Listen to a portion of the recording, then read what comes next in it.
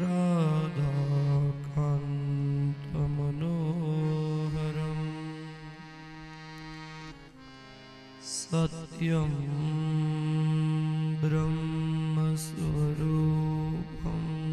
च नित्यं कृष्णं नमाम्यहम्।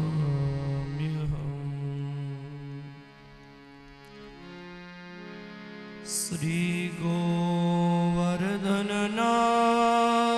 पादयुगलम् हय्यङ्गवीनप्रियम्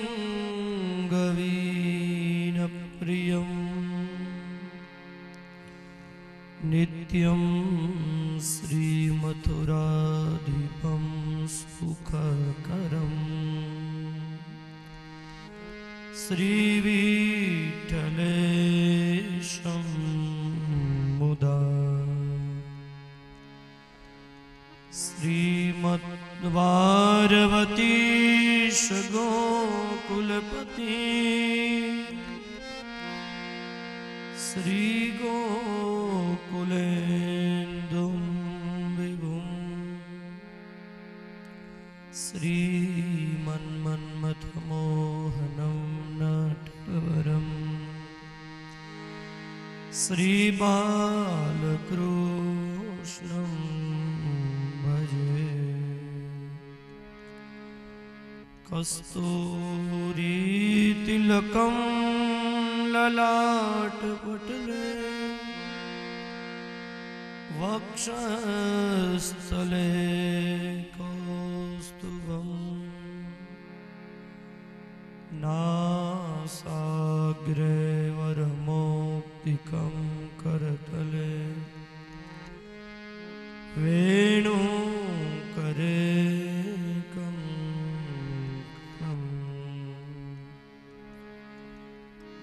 सर्वांगे हरिचन्दनं सुललितं कंठे च मुक्तावली गोपस्त्री परिवेष्टितो विजयते गोपालचूडामणि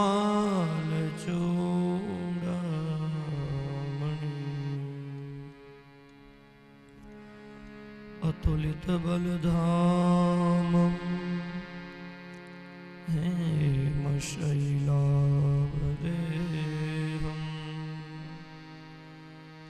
धनुजवनकृशानं ज्ञानिनामग्रगण्यं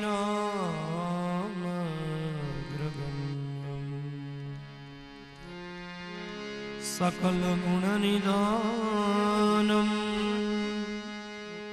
वानराणामधीशं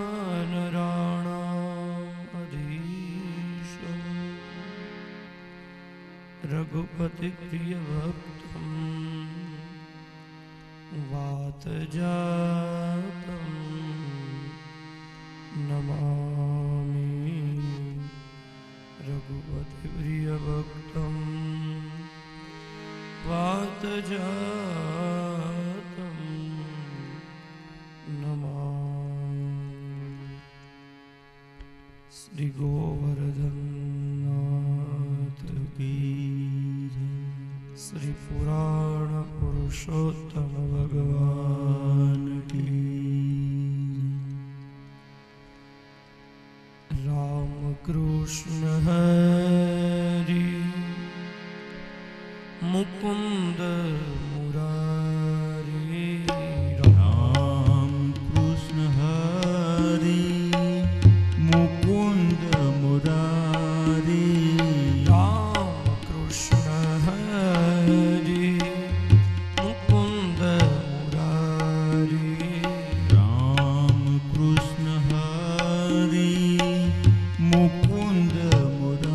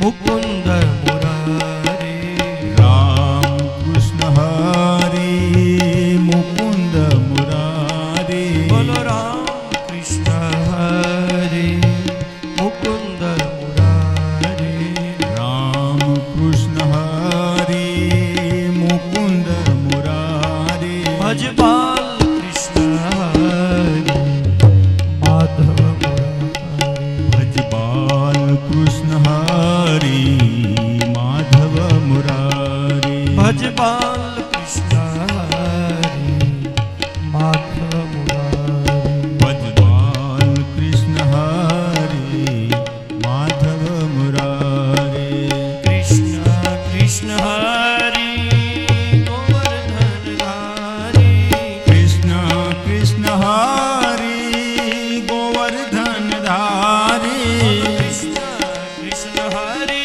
हरि गोवर्धन धारी कृष्ण कृष्ण हरि हरि गोवर्धन धारी हे गोवर्धन धारी जय जय माधव मुरारी बोलो गोवर्धन धारी जय जय माधव मुरारी हे गोवर्धन धारी जय जय माधव मुरारी गोवर्धन धारी जय जय माधव मुरारी बोलो राम कृष्ण हरि मुकुंद मुरारी राम कृष्ण हरि मुकुंद मुरारी राम कृष्ण हरि मुकुंद मुरारी राम कृष्ण हरि मुकुंद मुरारी भज बाल कृष्ण हरि माधव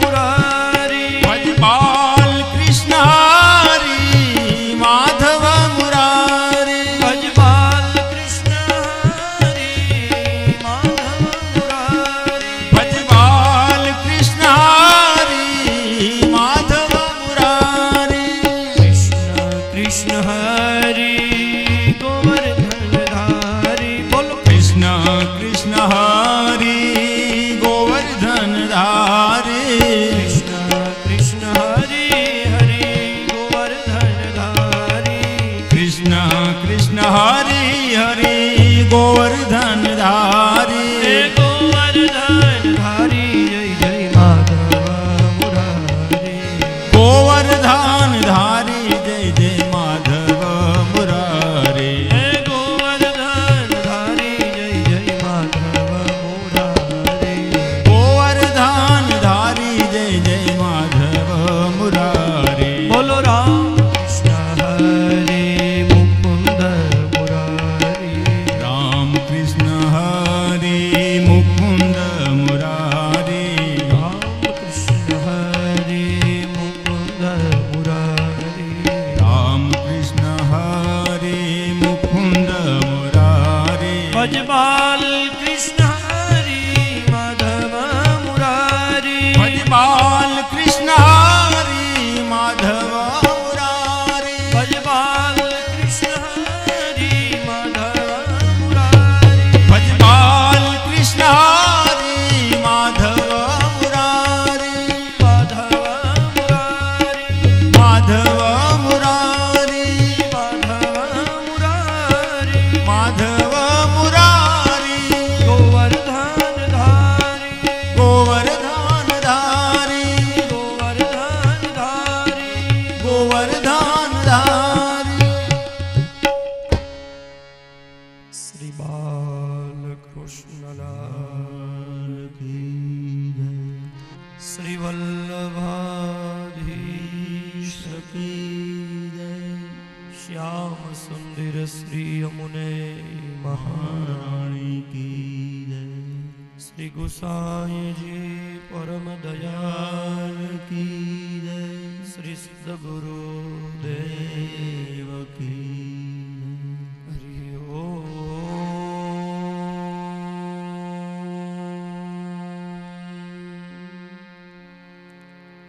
नमः पार्वती पतये हर हर महादेव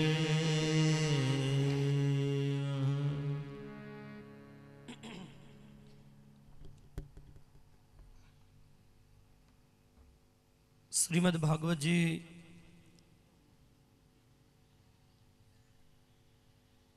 ના મહાત્મ્યની કથાનું દર્શન આપણે કર્યું.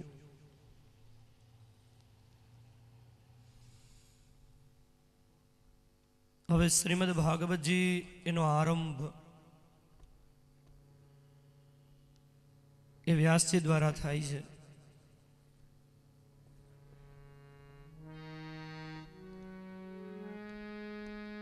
શ્રીમદ ભાગવતજીનો પ્રથમ સ્કંદ શરૂ થાય છે. શ્રીમદ ભાગવતજીનો પ્રથમ સ્કંદ એ ભાગવતજીની અધિકાર લીલા છે.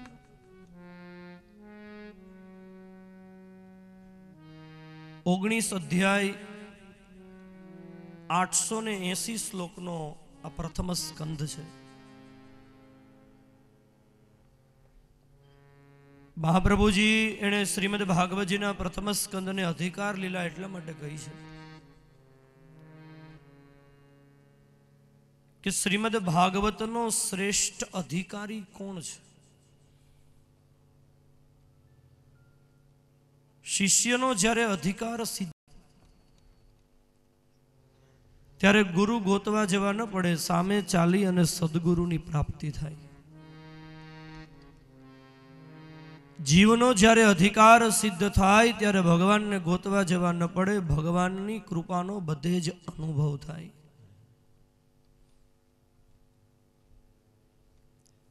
ભગવાનની કૃપા પ્રાપ્ત કરવા માટે થઈ અને જીવ એનો અધિકાર સિદ્ધ થાય.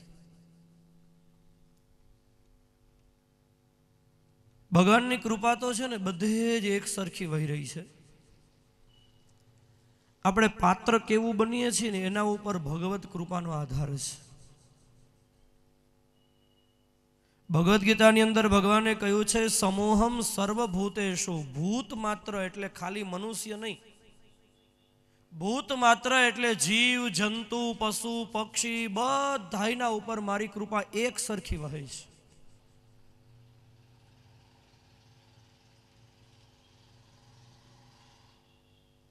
તો ભગવાનની કૃપા બધાના ઉપર એક સરખી સતત વહ્યા કરે છે. શ્રીમદ ભાગવતજીના સપ્તમ સ્કંદના આરંભમાં પરીક્ષિતજીએ શુકદેવજીને પ્રશ્ન કર્યો છે, મહારાજ સમઃ પ્રિય સુહૃદ બ્રહ્મન ભૂતાનામ ભગવાન સ્વયં. ભગવાનના માટે તો બધા સરખા છે. તો આમ પુરાણોની કથા ને બધું જોતા એવું કેમ લાગે છે કે ભગવાન દેવતાઓને મદદ કરે છે અને દૈત્યોને મારે છે? તો જે કૃપા ભગવાનની દેવતાઓ ઉપર થાય છે, દૈત્યો ઉપર ભગવાનની કૃપા કેમ નથી? જો ભગવાનના માટે બધા સરખા હોય, બાપને બધા દીકરા સરખા હોય, તો પછી ભગવાન દેવતાઓને મદદ કરે છે, દૈત્યોને મારે છે, આમ કેમ? તો પછી એનો અર્થ એ થયો કે ભગવાન પક્ષપાતી છે. જો ભગવાન નિષ્પક્ષ હોય, ભગવાનને પક્ષપાત ન હોય, તો ભગવાન દેવતાઓને શું કામ મદદ કરે, રાક્ષસોને શું કામ મારે છે? ત્યારે શુકદેવજીએ પરીક્ષિતને બહુ સરસ કહ્યું, રાજા ભગવાન દૈત્યોને મારે છે અને દેવતાઓને મદદ કરે છે, ભગવાન ઉપરનો આરોપ છે. હકીકતમાં ભગવાનની કૃપા બધાના ઉપર એક સરખી વહી રહી છે. આ તો એવું લાગે છે, એક આમ વ્યવહારની ભાષામાં એવું દેખાય કે દૈત્યોને ભગવાન મારે છે અને દેવતાઓને મદદ કરે છે, તો ભગવાન ઉપર આરોપ થયો. દાખલા તરીકે આપણે અમદાવાદ જતા હોઈએ તો બસમાં બેસી અને અમદાવાદ જતા હોઈએ તો અમદાવાદ બસ પહોંચે એટલે આપણે શું કહીએ, હવે અમદાવાદ આવ્યું. હકીકતમાં અમદાવાદ નથી આવ્યું, અમદાવાદ પાસે આપણે આવ્યા છે. પણ આપણે કહીએ શું, અમદાવાદ આવ્યું. અમદાવાદ નથી આવ્યું, આપણે અમદાવાદની પાસે આવ્યા. અમદાવાદ તો ત્યાં ત્યાં સ્થિર છે. એમ ભગવાનની કૃપા તો એક સરખી બધાના ઉપર વહી રહી છે, પણ છતાંય દેખાય છે એવું કે ભગવાન દેવતાઓને મારે છે, દેવતાઓને મદદ કરે છે અને દૈત્યોને મારે છે. એનું કારણ એ છે કે ભગવાનની કૃપા એક સરખી વહી રહે છે. જે ભગવાનની કૃપાની પાત્રતા સિદ્ધ કરે ને એને ભગવાનની કૃપાનો અનુભવ થાય. અને એટલા માટે તો સપ્તમ સ્કંદની અંદર દ્રષ્ટાંત આપ્યું છે, ભગવાને પ્રહલાદને ઉગારવા હિરણ્યકશિપુને માર્યો. હિરણ્યકશિપુ રાક્ષસ છે, પ્રહલાદ પણ દૈત્ય જ છે ને, હિરણ્યકશિપુનો પુત્ર દૈત્ય પુત્ર પ્રહલાદજી છે. જો ભગવાનને દૈત્યો પ્રત્યે કોઈ પણ પ્રકારનો દેવતાઓ પ્રત્યે પક્ષપાત હોય ને દૈત્યો પ્રત્યે જો ભગવાનને વિરોધ હોય તો ભગવાને પ્રહલાદને શું કામ ઉગાર્યા? પ્રહલાદ દૈત્ય છે, ભગવાનને દૈત્ય પ્રત્યે વિરોધ છે જ નહીં તો પ્રહલાદને શું કામ ઉગારે ભગવાન? બે દૈત્ય જ છે, ભગવાનને એવો વિરોધ નથી, ભગવાનને માટે તો બધા સરખા છે. પણ જે ભગવાનની કૃપાની પાત્રતા સિદ્ધ કરે, જે ભગવાનની કૃપાની પાત્રતા સિદ્ધ કરી લે એને ભગવાનની કૃપાનો અનુભવ થાય છે. એના માટે થઈ અને શંકરાચાર્ય ભગવાન એને શાંકર ભાષ્યમાં એક બહુ સરસ દ્રષ્ટાંત આપ્યું છે કે ભગવાનને માટે તો બધા સરખા છે, પણ જે ભગવાનની નજીક જાય એને ભગવાનની કૃપાનો અનુભવ થાય. દાખલા તરીકે શિયાળાના સમયમાં કોઈ માણસ અગ્નિ તપાવી અને બેઠો છે. એ અગ્નિની બાજુમાં બેઠેલો માણસ અગ્નિની બાજુમાં બેઠેલો માણસ એની ઠંડી અગ્નિ દૂર કરી દેશે. પણ એ અગ્નિથી 1-1.5 કિલોમીટર દૂર ઊભો રહીને કોઈ માણસ એમ કે મને તો કેટલી ઠંડી લાગે છે, અગ્નિ કેટલા પક્ષપાતી છે, અગ્નિએ પહેલાની ઠંડી દૂર કરી તો મારી ઠંડી કેમ અગ્નિ દૂર નથી કરતા? તો અગ્નિ શું કહેશે કે તારી ઠંડી દૂર કરવા હું તૈયાર જ છું, પણ તું મારી પાસે આવીને બેસ તો તને મારા તાપનો અનુભવ થાય ને. એમ ભગવાનના માટે તો બધા સરખા છે, પણ જે ભગવાનની નજીક જાય એને ભગવાનની કૃપાનો અનુભવ થાય. અને એ ભગવાનની કૃપાનો અનુભવ કરવા માટે થઈ અને અધિકાર સિદ્ધ કરવો પડે. અને એ અધિકાર સિદ્ધ કરવા માટે થઈને અધિકાર કોનો સિદ્ધ થાય એ બતાવવા માટે પ્રથમ સ્કંદ એ ભાગવતજીનું અધિકાર પ્રકરણ છે. પ્રથમ સ્કંદની અંદર પરીક્ષિતજીની કથા છે કે જે પરીક્ષિતને 7 દિવસમાં ભગવત પ્રાપ્તિ થઈ ગઈ. એ પ્રથમ સ્કંદનો આરંભ થાય છે. પ્રથમ સ્કંદનું મંગલાચરણ છે પહેલો શ્લોક. વ્યાકરણનો શાર્દુલ વિક્રીડિત છંદ છે. જન્માદ્યસ્ય યતોન્વયાદિતરતઃ ચાર્તે સ્વભિઘ્નસ્વરાટ તેને બ્રહ્મરુદાય આદિકવયે મૂયન્તિ સૂરયઃ તેજો વારિમૃદાં યથા વિનિમયો યત્ર ત્રિસર્ગો મૃષા ધામ્ના સ્વેન સદા નિરસ્તકુહકં સત્યં પરં ધીમહિ સત્યં પરમ ધીમહિ.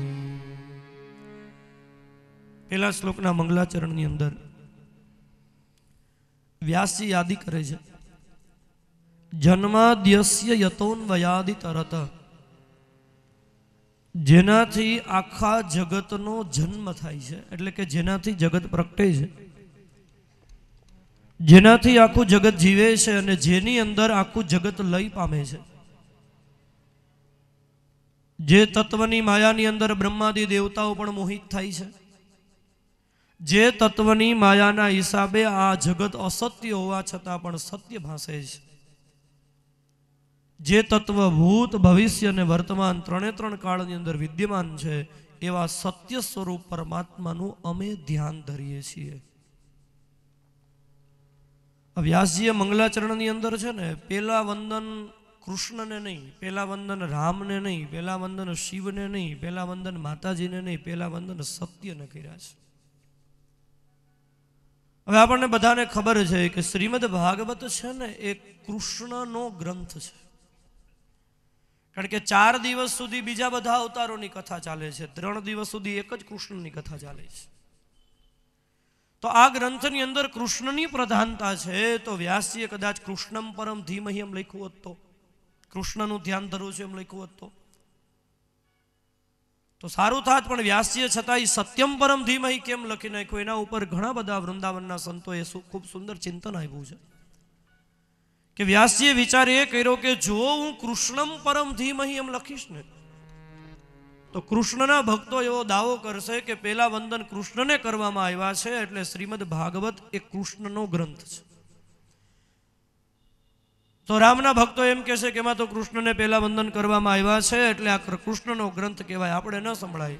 રામમ પરમ ધીમહિ લખીશ તો કૃષ્ણના ભક્તો કહેશે કે એમાં તો રામની વંદના થઈ છે, એટલે એ રામનો ગ્રંથ ગણાય, એટલે આપણે એને ન સંભળાય. શિવમ પરમ ધીમહિ, શક્તિમ પરમ ધીમહિ લખ્યું હોય તો ચાલત, પણ ન લખ્યું એનું કારણ એ છે કે વ્યાસજીએ વિચાર એ કર્યો કે આવા વિવાદો ઊભા થાય, મારે તો શ્રીમદ ભાગવત એ સર્વના માટે લખાયું છે.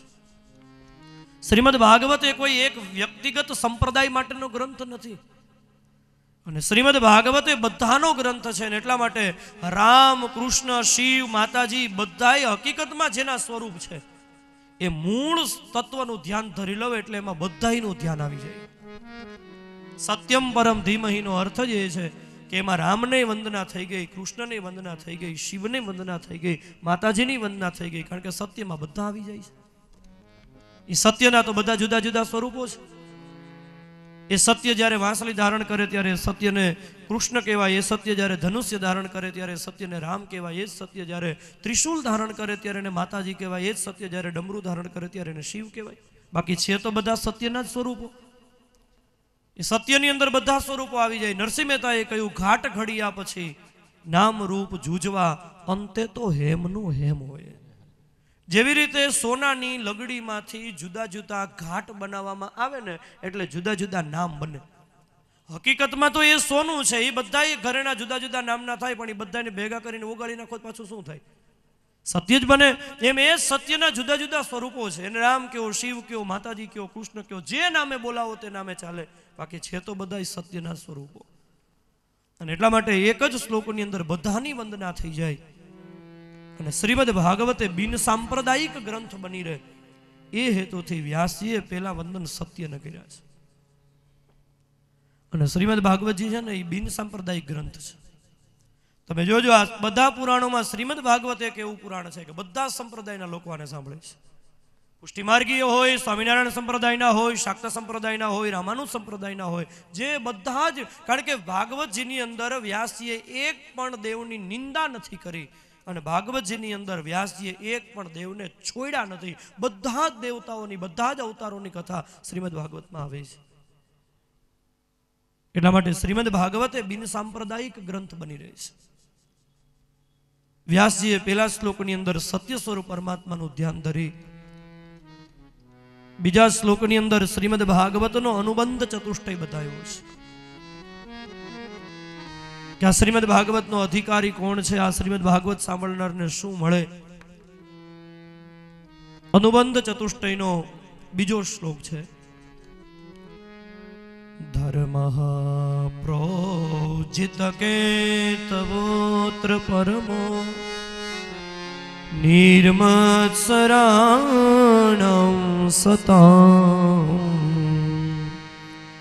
વેદ્યં વાસ્તવમત્ર વસ્તુ શિવદં તાવત્રયોન્મૂલનં શ્રીમદ્ ભાગવતે મહામુનિકૃતે કિં વા પરેરીશ્વરઃ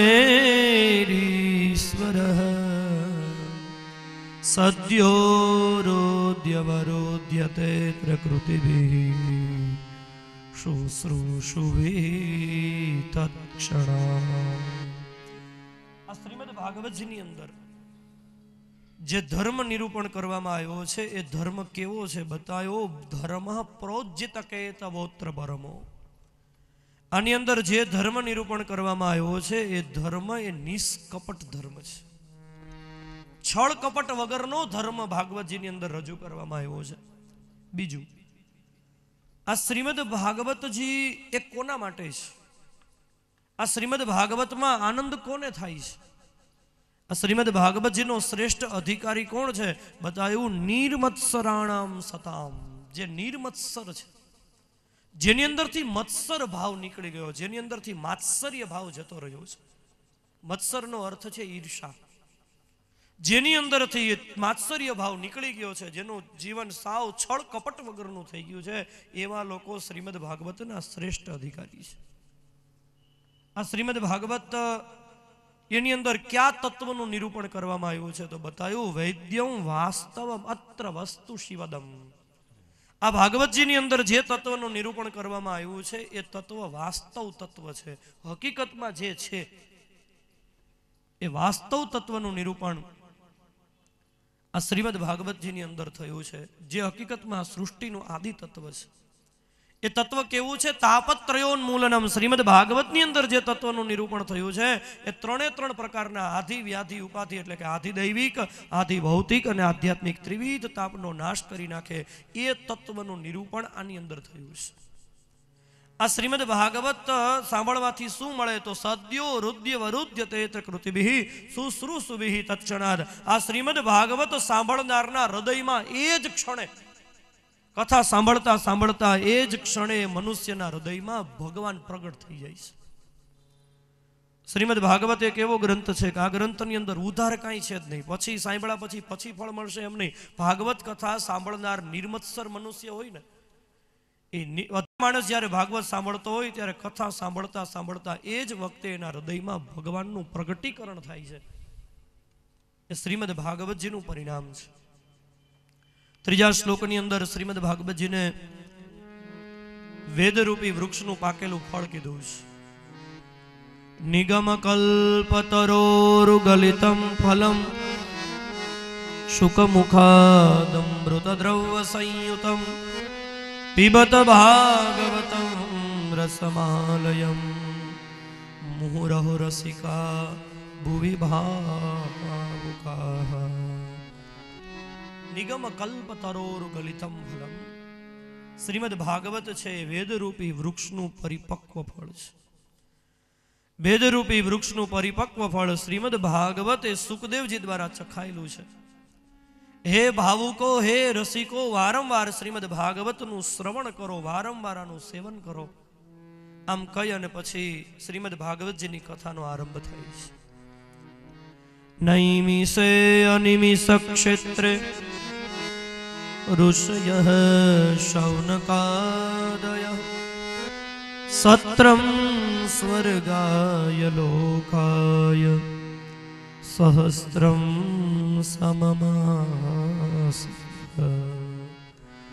તયેકદા તુ મુનયઃ પ્રાતર્હૂતહુતાગ્નય સત્કૃતં સુતમાસીનં પપ્રચ્છુરિદમાદરા. ગોમતી નદીના કિનારે નૈમિષારણ્ય નામના તીર્થમાં એક વખત 88,000 ઋષિઓ એકત્રિત થયા છે. આ ઋષિઓનું એકત્રિત થવાનું કારણ હતું 1000 વર્ષ સુધી ચાલે એવો એક સત્ર કરતા હતા, એક એવો યજ્ઞ કરતા હતા. આ યજ્ઞ કરતા કરતા ઋષિઓની પાસે સમય વધ્યો એટલે ઋષિઓએ વિચાર કર્યો કે એક દિવસ વહેલી સવારમાં આહુતિ આપતા હતા, એ બધી આહુતિ અપાઈ ગઈ ને એમ થયું કે ચાલો ને સમય વધ્યો છે કંઈક સત્સંગ કરીએ. એટલે શૌનક આદિ મુનિઓ એને આગળ કરી અને બધા જ ઋષિઓ એક સૂત નામના અત્યંત બધા જ પુરાણોને જાણનારા એવા સૂત નામના પુરાણીની પાસે બધા ઋષિઓ વહેલી સવારમાં આવ્યા અને શૌનક આદિ મુનિઓએ સૂતજીની પાસે 6 પ્રશ્ન કર્યા. શ્રીમદ ભાગવતજીના પ્રથમ સ્કંદનો પહેલો અધ્યાય છે ને એને વિદ્વાનો પ્રશ્નાધ્યાય કહે છે. કારણ કે શ્રીમદ ભાગવતજીના પ્રથમ સ્કંદના પહેલા અધ્યાયની અંદર પ્રશ્ન કરવામાં આવ્યા છે ને એના જવાબમાં આખું શ્રીમદ ભાગવત છે. અને એમાં શૌનક આદિ મુનિઓએ સૂતજીની પાસે 6 પ્રશ્ન કર્યા છે. બહુ સુંદર પ્રશ્નો થયા છે.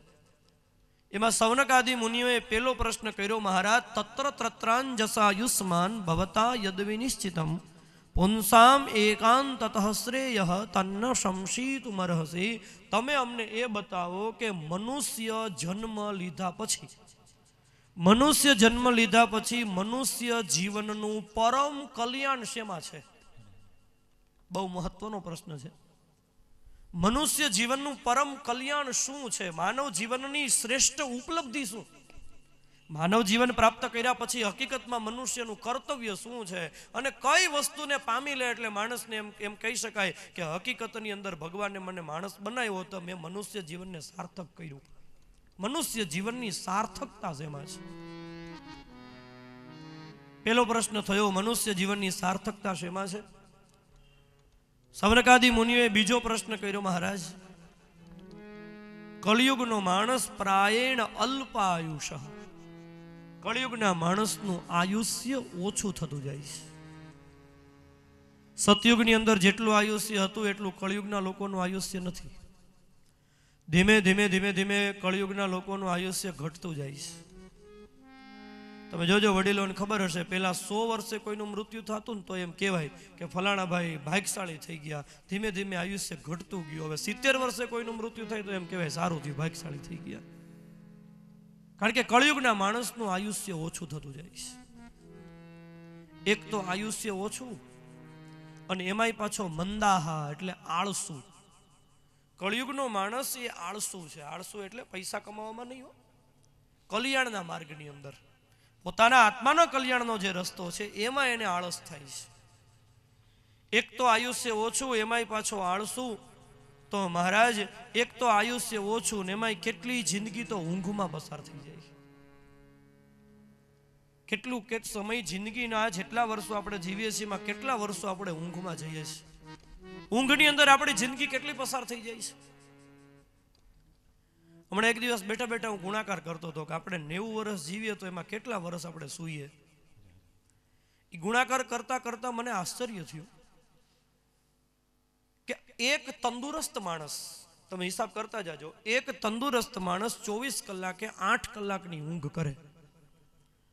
તંદુરસ્ત હોય તો 8 કલાક ઊંઘ કરે, બાકી કુંભકર્ણના અવતાર હોય તો 12 કલાકે ઘણા સૂતા હોય. 8 કલાકની એક તંદુરસ્ત માણસને સરેરાશ ઊંઘ જોઈએ. સરેરાશ 8 કલાક એટલે ઘણીવાર બાળપણની અંદર 12 કલાક સૂતા હોય તો પછી યુવાનીની અંદર કદાચ 6 કલાક સુવાનું થાય તો ઘડપણમાં પાછું વધારે. સરેરાશ 8 કલાક ઊંઘ ગણાય. એક દિવસની 8 કલાકની ઊંઘ છે માણસની, તો 1 મહિનાની કેટલી કલાક થાય?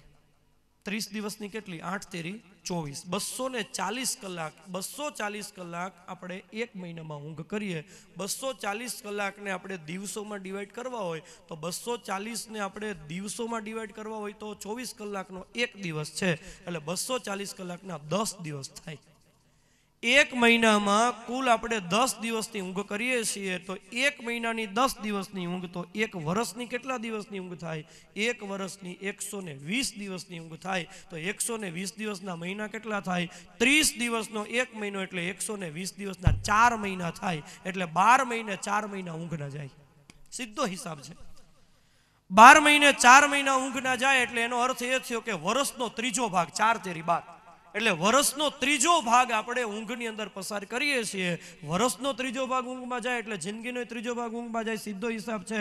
એટલે 90 વર્ષ કોઈ માણસ જીવે તો એ 30 વર્ષ ઊંઘ કરે છે.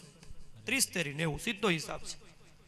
આપણને એમ લાગે કે આપણે કેટલું જીવા 90 વર્ષમાં 30 વર્ષ તો ઊંઘના વયા જાય છે. થોડા વર્ષો બાળપણના, થોડા વર્ષો યુવાનીના અભિમાનના, થોડા વર્ષો સંતાનોને મોટા કરવામાં. મહારાજ, આમાં માણસની પાસે ક્યાં સમય રહે છે કે માણસ પુરાણોને વાંચી લે, ઇતિહાસને વાંચી લે, બ્રાહ્મણ ગ્રંથોને વાંચી લે. શૌનકાદી મુનિઓએ સૂતજીને કહ્યું, મહારાજ તમે અમને બધાયનો સાર કહી દો ને, કે વેદ, પુરાણ, ઉપનિષદ, શાસ્ત્ર આ બધા આખરે કેવા શું માગે છે. પહેલો પ્રશ્ન થયો કલ્યાણ શેમાં? બીજો પ્રશ્ન વેદ શાસ્ત્ર પુરાણોનો સાર શું? ત્રીજો પ્રશ્ન, મહારાજ આપ તો પુરાણોના જ્ઞાતા છો તો તમે અમને એ જણાવો કે વસુદેવ અને દેવકીને ત્યાં ભગવાનનું શ્રી કૃષ્ણ અવતાર થવાનું કારણ શું? ચોથો પ્રશ્ન કર્યો, કૃષ્ણ અવતારમાં ભગવાને કેવી કેવી લીલાઓ કરી? પાંચમો પ્રશ્ન, ભગવાનના કૃષ્ણ સિવાયના અન્ય કયા કયા અવતારો થયા? અને છેલ્લો છઠ્ઠો પ્રશ્ન, મહારાજ અમને એ બતાવો કે બ્રૂહી યોગેશ્વરે કૃષ્ણે બ્રહ્મણ્ય ધર્મ વર્મણી સ્વામ કાષ્ટા મધુનોપેતે ધર્મ કમ શરણમ ગતા. મનુષ્ય એ જ્યાં સુધી કૃષ્ણ પૃથ્વી ઉપર હતા ત્યાં સુધી તો ધર્મને કૃષ્ણનો આશ્રય હતો, પણ કૃષ્ણના સ્વધામગમન પછી ધર્મ કોના આશ્રય રહ્યો? આ 6 પ્રશ્ન કર્યા. પહેલો પ્રશ્ન મનુષ્ય જીવનનું કલ્યાણ શું, બીજો પ્રશ્ન વેદ ઉપનિષદનો સાર શું, ત્રીજો પ્રશ્ન થયો ભગવાનનું કૃષ્ણ અવતાર થવાનું કારણ શું, ચોથો પ્રશ્ન ભગવાનની કેવી કેવી લીલાઓ થઈ, પાંચમો પ્રશ્ન ભગવાનના અન્ય કયા કયા અવતારો થયા, અને છેલ્લે છઠ્ઠો પ્રશ્ન ધર્મ કોના આશ્રય રહ્યો. બીજા અધ્યાયની અંદર સૂતજી હવે સૌનકાદિ મુનિઓની પાસે કથાનો આરંભ કરતા 2 શ્લોકની અંદર પોતાના ગુરુ વ્યાસજીના પુત્ર શુકદેવજીને વંદન કર્યા છે. સૂતજીના ગુરુ તો વ્યાસ છે, પણ છતાંય ગુરુને વંદના પહેલા ન કરી, ગુરુના પુત્રની વંદના કરી. કારણ કે ભાગવત કેવું છે ને, અને ભાગવતમાં શુકદેવજીનો જેટલો અધિકાર છે ને એટલો અધિકાર તો ભાગવતના રચયિતા વ્યાસનો પણ નથી. એટલા માટે પહેલા શુકદેવજીની વંદના કરી છે.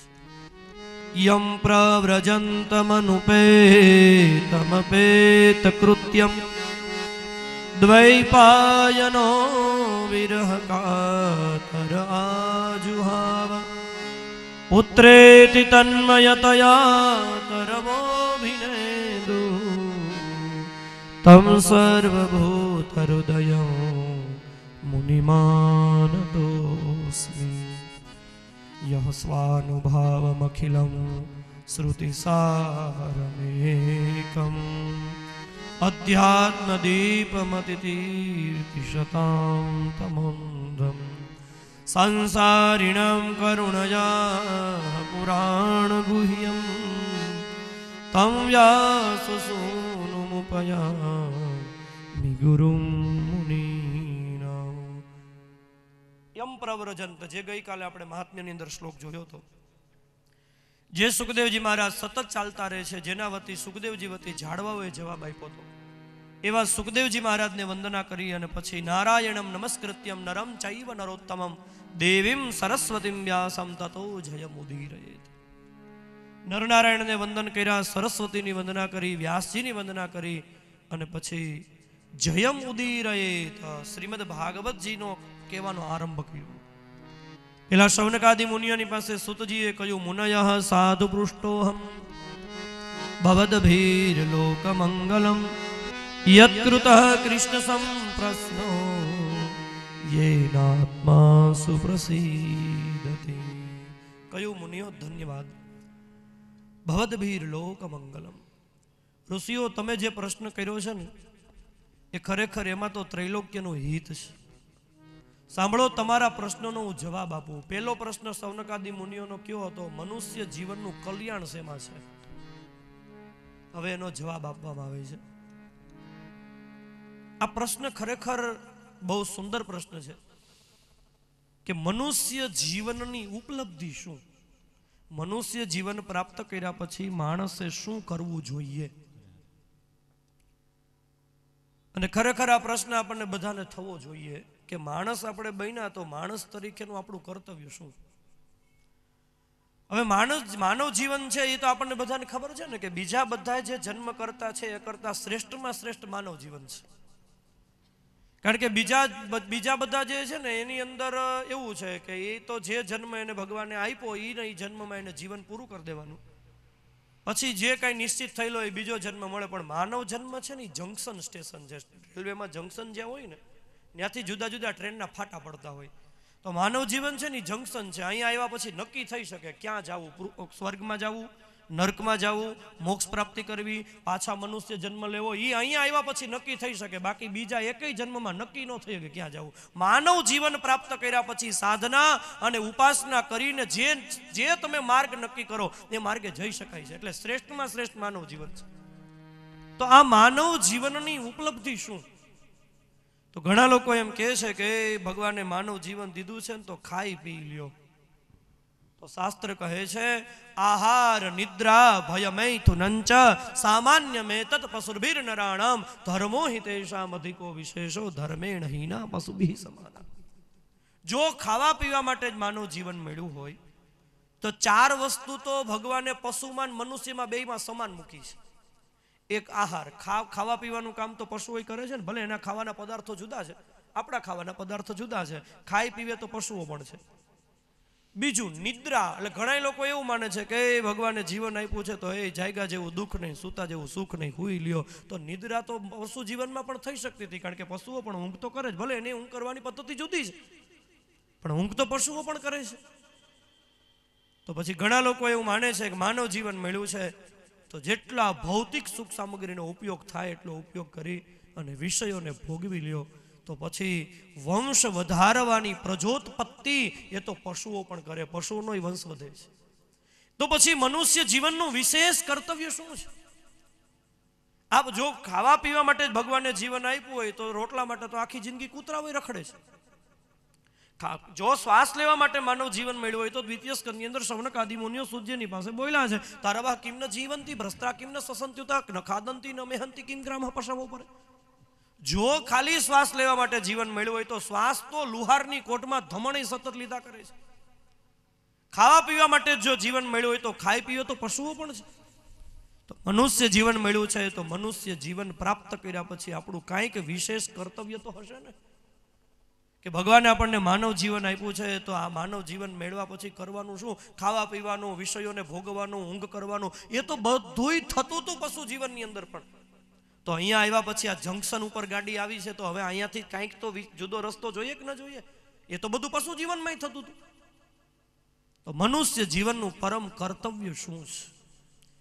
અને જે માણસને એ ખબર ન હોય ને કે ભગવાને મને માણસ શું કામ બનાવ્યો, અને એ લક્ષ્ય તરફ જો એ માણસ ચાલતો ન હોય ને તો 100 વર્ષ જીવે ને એ નકામું છે.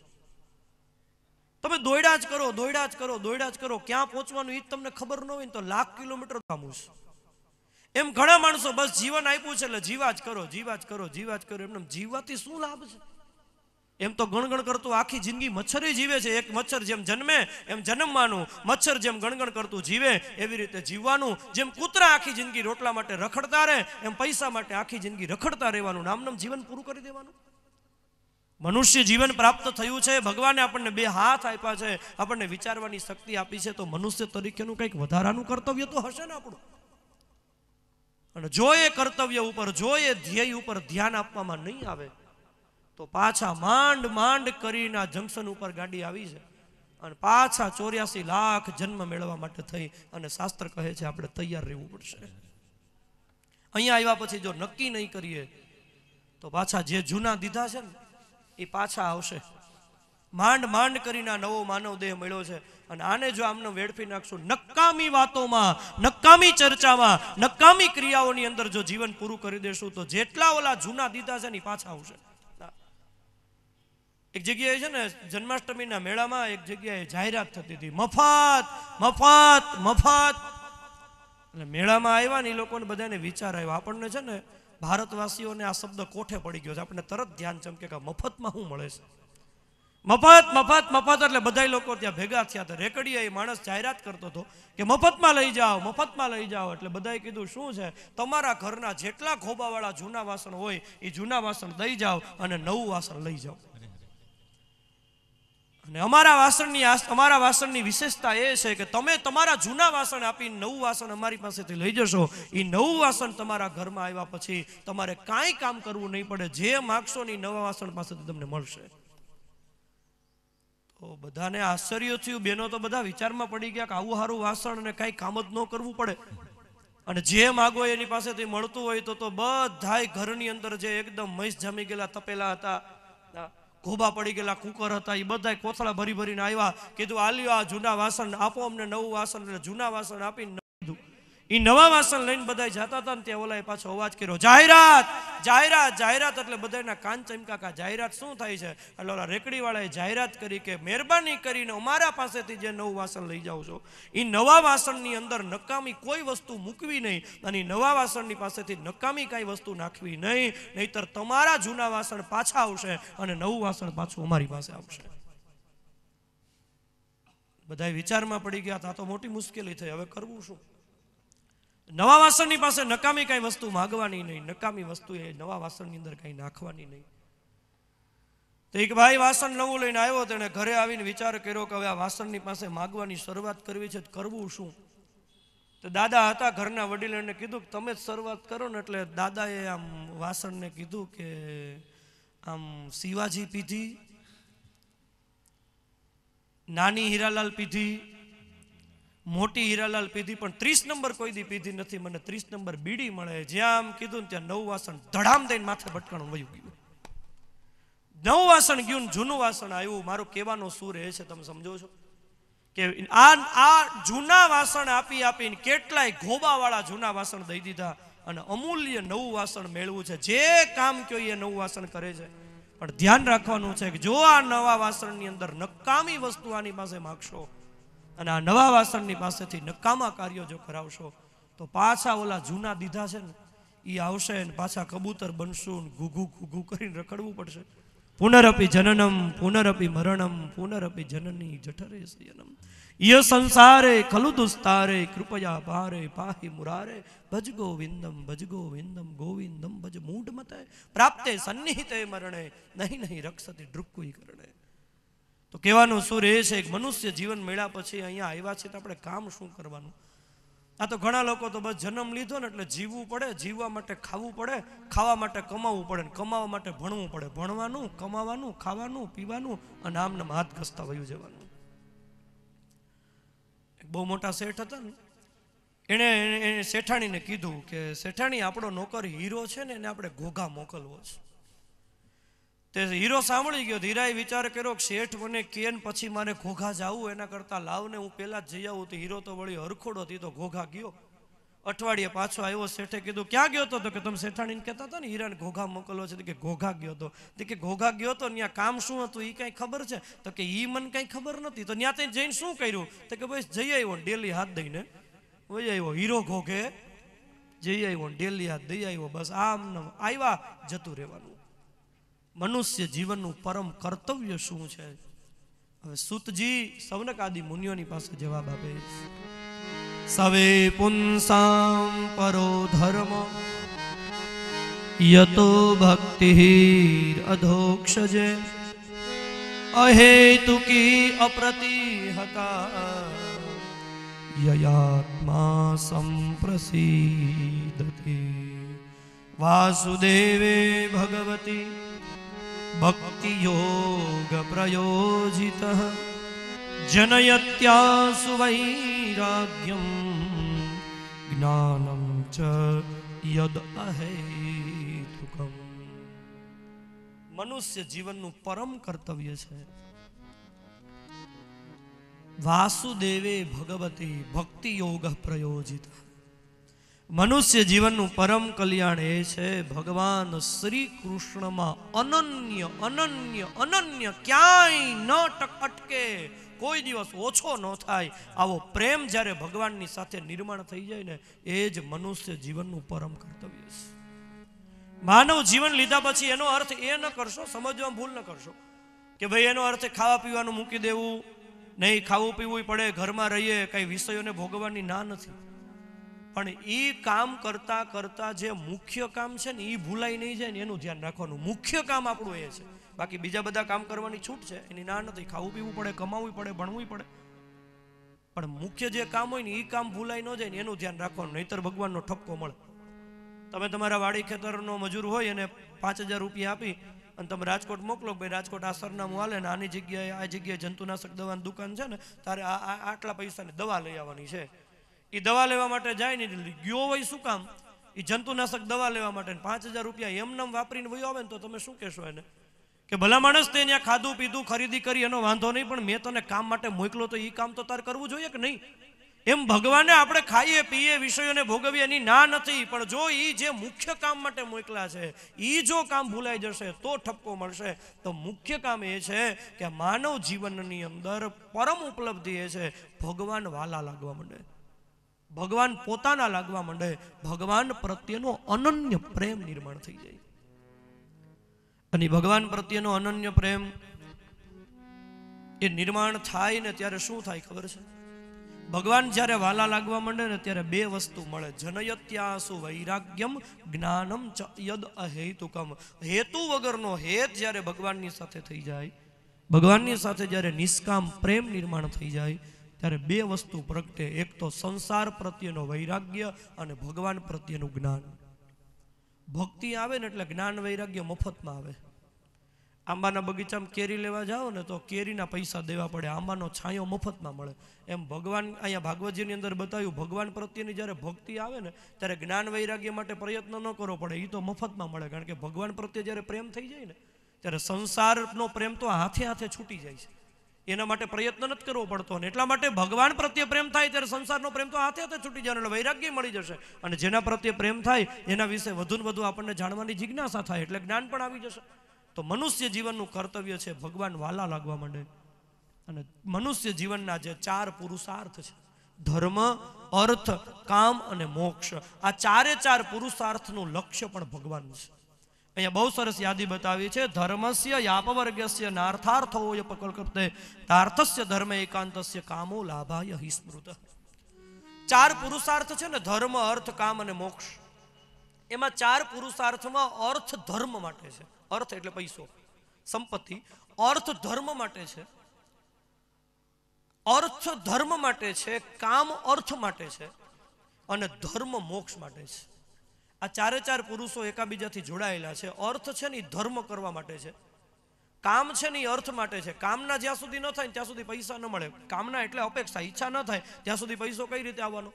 ઈચ્છા તો થવી જોઈએ ને કે ભાઈ એક ફેક્ટરી છે તો બીજી ફેક્ટરી બનાવીએ. ઈચ્છા ન થાય, કામના ના આવે ત્યાં સુધી પૈસો ના આવે. એટલે અર્થ ધર્મ માટે છે, કામ અર્થ માટે છે અને ધર્મ મોક્ષ માટે છે. આપણે ઉલટાવી નાખ્યું, આપણો ધર્મ અર્થ માટે થઈ ગયો. આપણે ધર્મ કરીએ, કાર્ય કરીએ ધાર્મિક, તો એની પાછળ આપણો કાંઈક હેતુ હોય છે, કાંઈક અર્થ હોય છે. તો ધર્મ એ મોક્ષ માટે છે, મોક્ષ એ મનુષ્ય જીવનની સાર્થકતા માટે છે. અને મનુષ્ય જીવન માત્ર એટલા માટે છે કે આપણે મનુષ્ય જીવનની અંદર જેટલું જીવીએ એ દરમિયાન ભગવાનને પ્રાપ્ત કરી લઈએ. તો ભગવાનને પ્રાપ્ત કરવા, ભગવાનને વાલા લગાડવા એનો એકડો ઘૂંટવો ક્યાંથી? શરૂઆત તો ક્યાંકથી કરવી પડશે ને. ભગવાન મનુષ્ય જીવનની સાર્થકતા ભગવાન વાલા લાગવા માંડે એમાં છે. તો આનો શરૂઆત ક્યાંથી કરવી? ભગવાન પ્રત્યે પ્રેમ નિર્માણ થાય, ભગવાનની ભક્તિ નિર્માણ થાય, એના માટેના 4 સાધનો બતાવ્યા છે. તસ્માદેકેન મનસા ભગવાન સાત્વતાં પતિ શ્રોતવ્ય કીર્તિતવ્યશ્ચ ધ્યેયઃ પૂજ્યશ્ચ નિત્યદા. ભગવાન વાલા લાગવા માંડે એનું પેલું સાધન છે કથાનું શ્રવણ. શરૂઆત ભગવાનની કથા જ્યાં ચાલતી હોય ને ત્યાં જઈને ભગવાનની કથા સાંભળો, બેસો. જ્યાં ભગવદ વાર્તાઓ થતી હોય ત્યાં જઈને ભગવાનની કથા સાંભળવી. શું કામ? શ્રવણ છે ને એ ભગવાન પ્રત્યેનો પ્રેમ નિર્માણ કરવાનું પહેલું સાધન છે. એટલા માટે કે કથાની અંદર ભગવાનના રૂપનો મહિમા આવે, ભગવાનના ગુણનો મહિમા આવે, ભગવાનના સ્થાનનો મહિમા આવે, ભગવાનના ઐશ્વર્યનો મહિમા આવે. આ મહિમા સાંભળતા સાંભળતા આપણને ભગવાન પ્રત્યે પ્રેમ નિર્માણ થાય છે. કોઈ પણ વ્યક્તિનો પરિચય કરવો હોય ને તો પરિચયનો આરંભ સાંભળવાથી થાય છે. દાખલા તરીકે કોઈ અજાણ્યું પુષ્પ હોય, ફૂલ હોય, એને આપણે ઓળખતા ન હોય તો એનો પરિચય કરવો હોય તો એ ફૂલનો કોઈ જાણકાર માણસ હોય ને એને આપણે પૂછીએ કે આ ફૂલ શેનું ફૂલ છે, તો પેલો વ્યક્તિ આપણને પરિચય આપે કે આ ફૂલ મોગરાનું ફૂલ છે. તો એ ફૂલનો પરિચય આપણને સૂંઘવાથી ન થયો, એ ફૂલનો પરિચય આપણને સ્પર્શ કરવાથી ન થયો, પણ પેલા એ સંભળાયું, આપણને એમ કીધું કે એ ફૂલ મોગરાનું છે, એનાથી એ ફૂલનો પરિચય થયો. એનો અર્થ એ થયો કોઈ પણ વ્યક્તિ કે વસ્તુના પરિચયનો આરંભ સાંભળવાથી થાય છે ભગવાનની. અને એટલા માટે તો પહેલી ભક્તિ શ્રવણ ભક્તિ છે. આપણે ત્યાં 9ધા ભક્તિ છે, એમાં શ્રવણમ કીર્તનમ વિષ્ણુ સ્મરણમ પાદ સેવનમ અર્ચનમ વંદનમ દાસ્યમ સખ્યમ આત્મ નિવેદનમ. એમાં પહેલી ભક્તિ છે શ્રવણ ભક્તિ. ભગવાનની કથા સાંભળો. જ્યાં ભગવદ વાર્તાઓ થતી હોય ત્યાં બેસતા ભગવાનના રૂપ, ગુણ, ધામ અને નામનો મહિમા સાંભળતા સાંભળતા ભગવાન પ્રત્યે પ્રેમ નિર્માણ થશે. અને શ્રીમદ ભાગવતજીમાં એમાં ઘણા બધા દ્રષ્ટાંતો છે કે જેણે ભગવાનને જોયા નહોતા પણ ભગવાનની વાતો સાંભળી સાંભળી અને ભગવાન વાલા લાગવા માંડ્યા. એમાં શ્રીમદ ભાગવતજીના 7મ સ્કંદમાં એક દ્રષ્ટાંત છે પ્રહલાદજી. આ દૈત્ય બાળકે ક્યારેય ભગવાનને જોયેલા નહીં. પ્રહલાદજીને ભગવાન પ્રત્યે કેવો પ્રેમ! હિરણ્યકશિપુએ પ્રહલાદને ભગવાન તરફ જવા માટે કેટલી વખત અટકાવવાનો પ્રયત્ન કર્યો, પણ છતાંય પ્રહલાદનો કેવો અનન્ય પ્રેમ! અમને મારી નાખો એ મંજૂર છે, બાકી અમે ભગવાનને ભજવાનું નહીં છોડીએ. ત્યારે બાળકો એને પ્રહલાદને પૂછ્યું કે પ્રહલાદ, તારા પિતા હિરણ્યકશિપુ એ તો નારાયણના વેરી છે, અને તને ભગવાન પ્રત્યે આટલો બધો પ્રેમ છે તો શું તે ભગવાનને જોયા છે?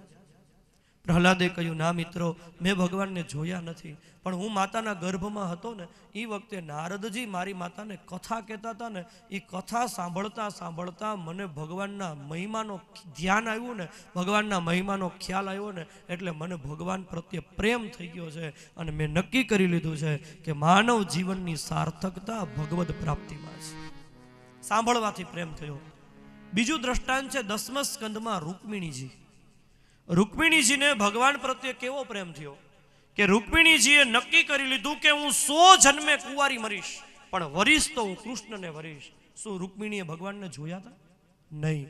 રૂકમિણીજીને જ્યારે શિશુપાલ પરણવા આવતો હતો ને, ત્યારે રૂકમિણીજીએ જ્યારે દ્વારિકાધીશને પત્ર લખ્યો ને 7 શ્લોકનો, એ પત્રની અંદર રૂકમિણીજીએ પહેલા શ્લોકમાં લખી દીધું, નાથ, તમને કદાચ વિચાર આવશે કે આ કન્યાએ મને જોયો નથી અને છતાંય મારા પ્રત્યે કેમ આટલો બધો પ્રેમ છે. મેં તમને જોયા નથી, પણ શ્રુતવા ગુણાન ભુવન સુંદર શૃણવતામ તે નિર્વિશ્ય કારણ વિવરૈ હરતોંગ તાપમ રૂપમ દ્રસામ દ્રસિમતામ અખિલાર્થ લાભમ ત્વયચ્યુતા વિશત ચિત્તમ પત્રપમ.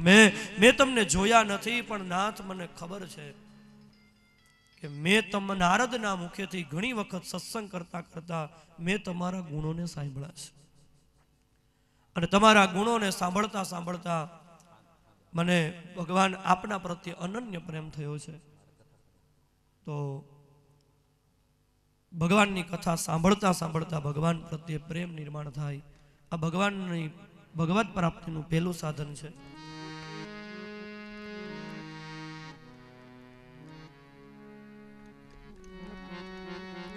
બધા થોડા થોડા આગળ આવી જાઓ એટલે 2 મિનિટ ત્યાં ધૂન બોલ્યા એટલે શું ચાલુમાં વિક્ષેપ નહીં. હા, અરે ગોવિંદ ગોવિંદ ગાઈએ રે ભજો, રાધે ગોપાલ કૃષ્ણ ગાઈએ હો ગોવિંદ ગોવિંદ ગાઈએ રે ભજો, રાધે ગોપાલ કૃષ્ણ ગાઈએ. ગોવિંદ ગોવિંદ ગાઈએ રે ભજો, રાધે ગોપાલ કૃષ્ણ ગાઈએ. ગોવિંદ ગોવિંદ ગાઈએ રે ભજો, રાધે ગોપાલ કૃષ્ણ ગાઈએ રે. એ ગિરધારી ગિરધારી ગાઈએ રે, ગિરધારી ગિરધારી ગાઈએ રે. હો ગિરધારી ગિરધારી ગાઈએ રે, ગિરધારી ગિરધારી ગાઈએ રે. ભજો નંદા કે લાલ કૃષ્ણ ગાઈએ રે. એ ભજો નંદા કે લાલ કૃષ્ણ ગાઈએ રે. ભજો નંદા કે લાલ કૃષ્ણ ગાઈએ રે. ભજો નંદા કે લાલ કૃષ્ણ ગાઈએ રે. ગોવિંદ ગોવિંદ ગાઈએ રે ભજો, રાધે ગોપાલ કૃષ્ણ ગાઈએ રે. ગોવિંદ ગોવિંદ ગાઈએ રે ભજો, રાધે ગોપાલ કૃષ્ણ ગાઈએ રે. હો ગોવિંદ ગોવિંદ ગાઈએ રે ભજો, રાધે ગોપાલ કૃષ્ણ ગાઈએ રે. હો ગોવિંદ ગોવિંદ ગાઈએ રે ભજો, રાધે ગોપાલ કૃષ્ણ ગાઈએ રે. મુરલી મનોહર વાઈએ રે, મુરલી મનોહર વાઈએ રે. હો મુરલી મનોહર વાઈએ રે. મુરલી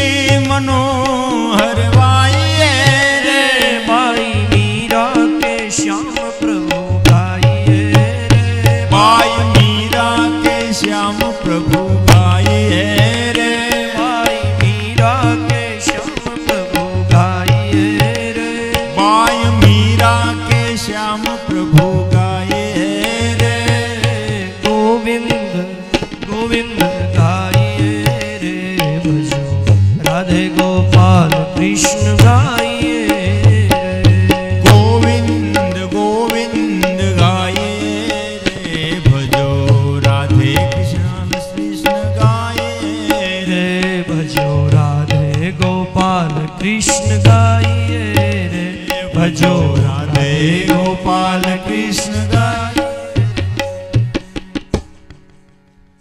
મનુષ્ય જીવનનું પરમ કર્તવ્ય છે ભગવાનની પ્રાપ્તિ.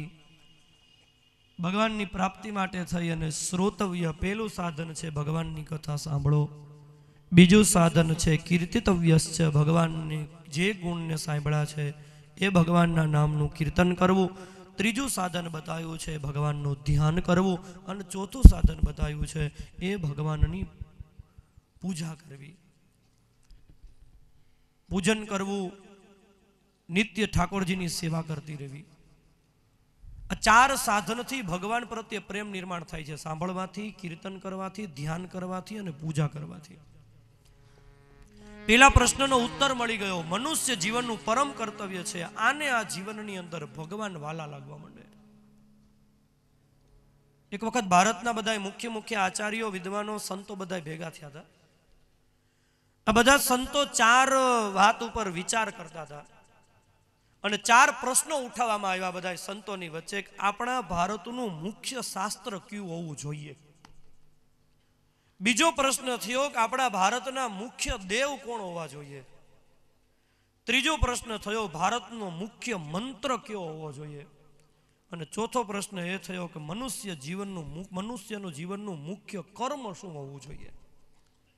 પહેલો પ્રશ્ન થયો મુખ્ય શાસ્ત્ર કયું હોવું જોઈએ, બીજો પ્રશ્ન થયો મુખ્ય મંત્ર કયો હોવો જોઈએ, ત્રીજો પ્રશ્ન થયો ક્યાં દેવ મુખ્ય હોવા જોઈએ, અને ચોથો પ્રશ્ન થયો કે મનુષ્ય જીવનનું મુખ્ય કર્તવ્ય શું હોવું જોઈએ.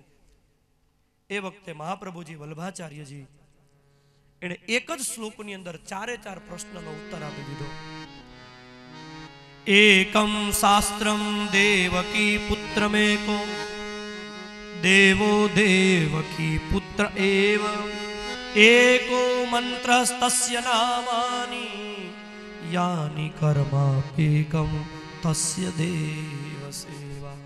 મહાપ્રભુજીએ કહ્યું એકમ શાસ્ત્રમ દેવકી પુત્ર ગીતમ એકમ. એક જ મનુષ્ય હિન્દુ ધર્મનું મહત્વનું શાસ્ત્ર છે અને એ છે દેવકી પુત્ર શ્રી કૃષ્ણ દ્વારા ગવાયેલું ગીત શ્રીમદ ભગવદ્ ગીતા. પછી દેવો દેવકી પુત્રમેવા, મનુષ્ય હિન્દુ ધર્મના મહત્વના મુખ્ય દેવ કોણ? મહાપ્રભુજીએ જવાબ આપ્યો દેવકી પુત્ર શ્રી કૃષ્ણ. મંત્ર કયો તો કે એકો મંત્ર તસ્ય નામાની, એક જ મંત્ર એનું નામ.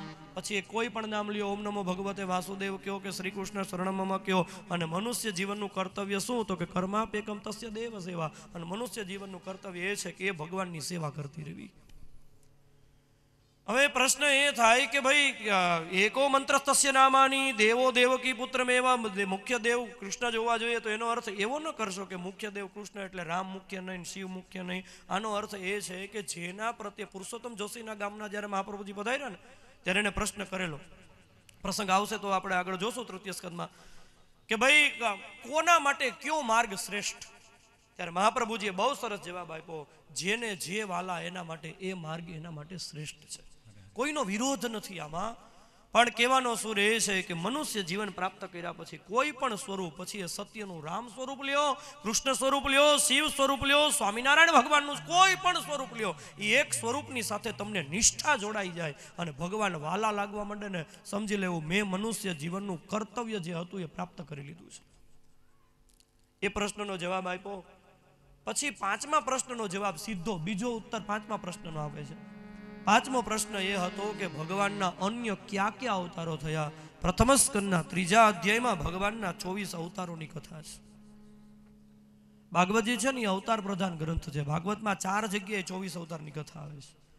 પ્રથમ સ્કંદમાં, દ્વિતીય સ્કંદમાં, તૃતીય સ્કંદથી વિસ્તારથી અને એકાદશ સ્કંદની અંદર 4 જગ્યાએ 24 અવતારોની કથા છે. અહીંયા એક 3 અધ્યાયમાં જે છે ને એ આપણે જોઈ લઈએ. ભગવાનના ક્યારે ક્યારે ક્યાં ક્યાં કોના માટે 24 અવતારો થયા. અને આપણા હિન્દુ ધર્મની જે 24 અવતારની જે વિભાવના છે, આપણે હિન્દુ છીએ, આપણને કમસે કમ ભગવાનના 24 અવતારોનો તો ખ્યાલ હોવો જ જોઈએ. એમાં ભગવાનનો પહેલો અવતાર સ એવ પ્રથમમ દૈવ કૌમારમ સર્ગમાં સ્થિત ચચાર દુશ્ચરમ બ્રહ્મા બ્રહ્મચર્યમ અખંડિતમ. પહેલો અવતાર સૃષ્ટિ ચક્રના આરંભમાં બ્રહ્માજીના મનમાંથી સનક, સનત, સનાતન અને સનત કુમાર તરીકે ભગવાન 4 સનકાદી કુમારો તરીકે ભગવાને અવતાર લીધો. આ 4 સનકાદી કુમારો એ પરમ બ્રહ્મનિષ્ઠ સંત બન્યા. અને ભગવાનનો અવતાર લેવાનો હેતુ એ હતો કે જગતની અંદર અખંડ બ્રહ્મચર્યનો જગતને આદર્શ દેવો હતો. પહેલા અવતારમાં ભગવાન સનકાદિ કુમાર બન્યા. બીજા અવતારની અંદર ભગવાને દ્વિતીયમ તુ ભવાયાસ્ય રસાતલ ગતામ મહિ મુદ્દરિસ્યનુપાદત્ત યજ્ઞેશ સૌકરમ બપુ. બીજા અવતારની અંદર પૃથ્વીનો જ્યારે ઉદ્ધાર કરવો તો હિરણાક્ષ નામનો દૈત્ય પૃથ્વીને રસાતળમાં લઈને જતો રહ્યો. એ વખતે બ્રહ્માજીના નસકોરામાંથી ભગવાને વરાહનું સ્વરૂપ ધારણ કરી અને ભગવાને પૃથ્વીનો ઉદ્ધાર કર્યો. બીજો અવતાર વરાહ અવતાર થયો. ત્રીજા અવતારની અંદર ભક્તિનો પ્રચાર કરવા માટે સૃષ્ટિચક્રના આરંભમાં બ્રહ્માજીના ખોળામાંથી ભગવાન નારદજી તરીકે પ્રગટ થયા, ભક્તિનો પ્રચાર કર્યો. ચોથા અવતારની અંદર ધર્મ અને મૂર્તિને ત્યાં ભગવાન નરનારાયણ બન્યા.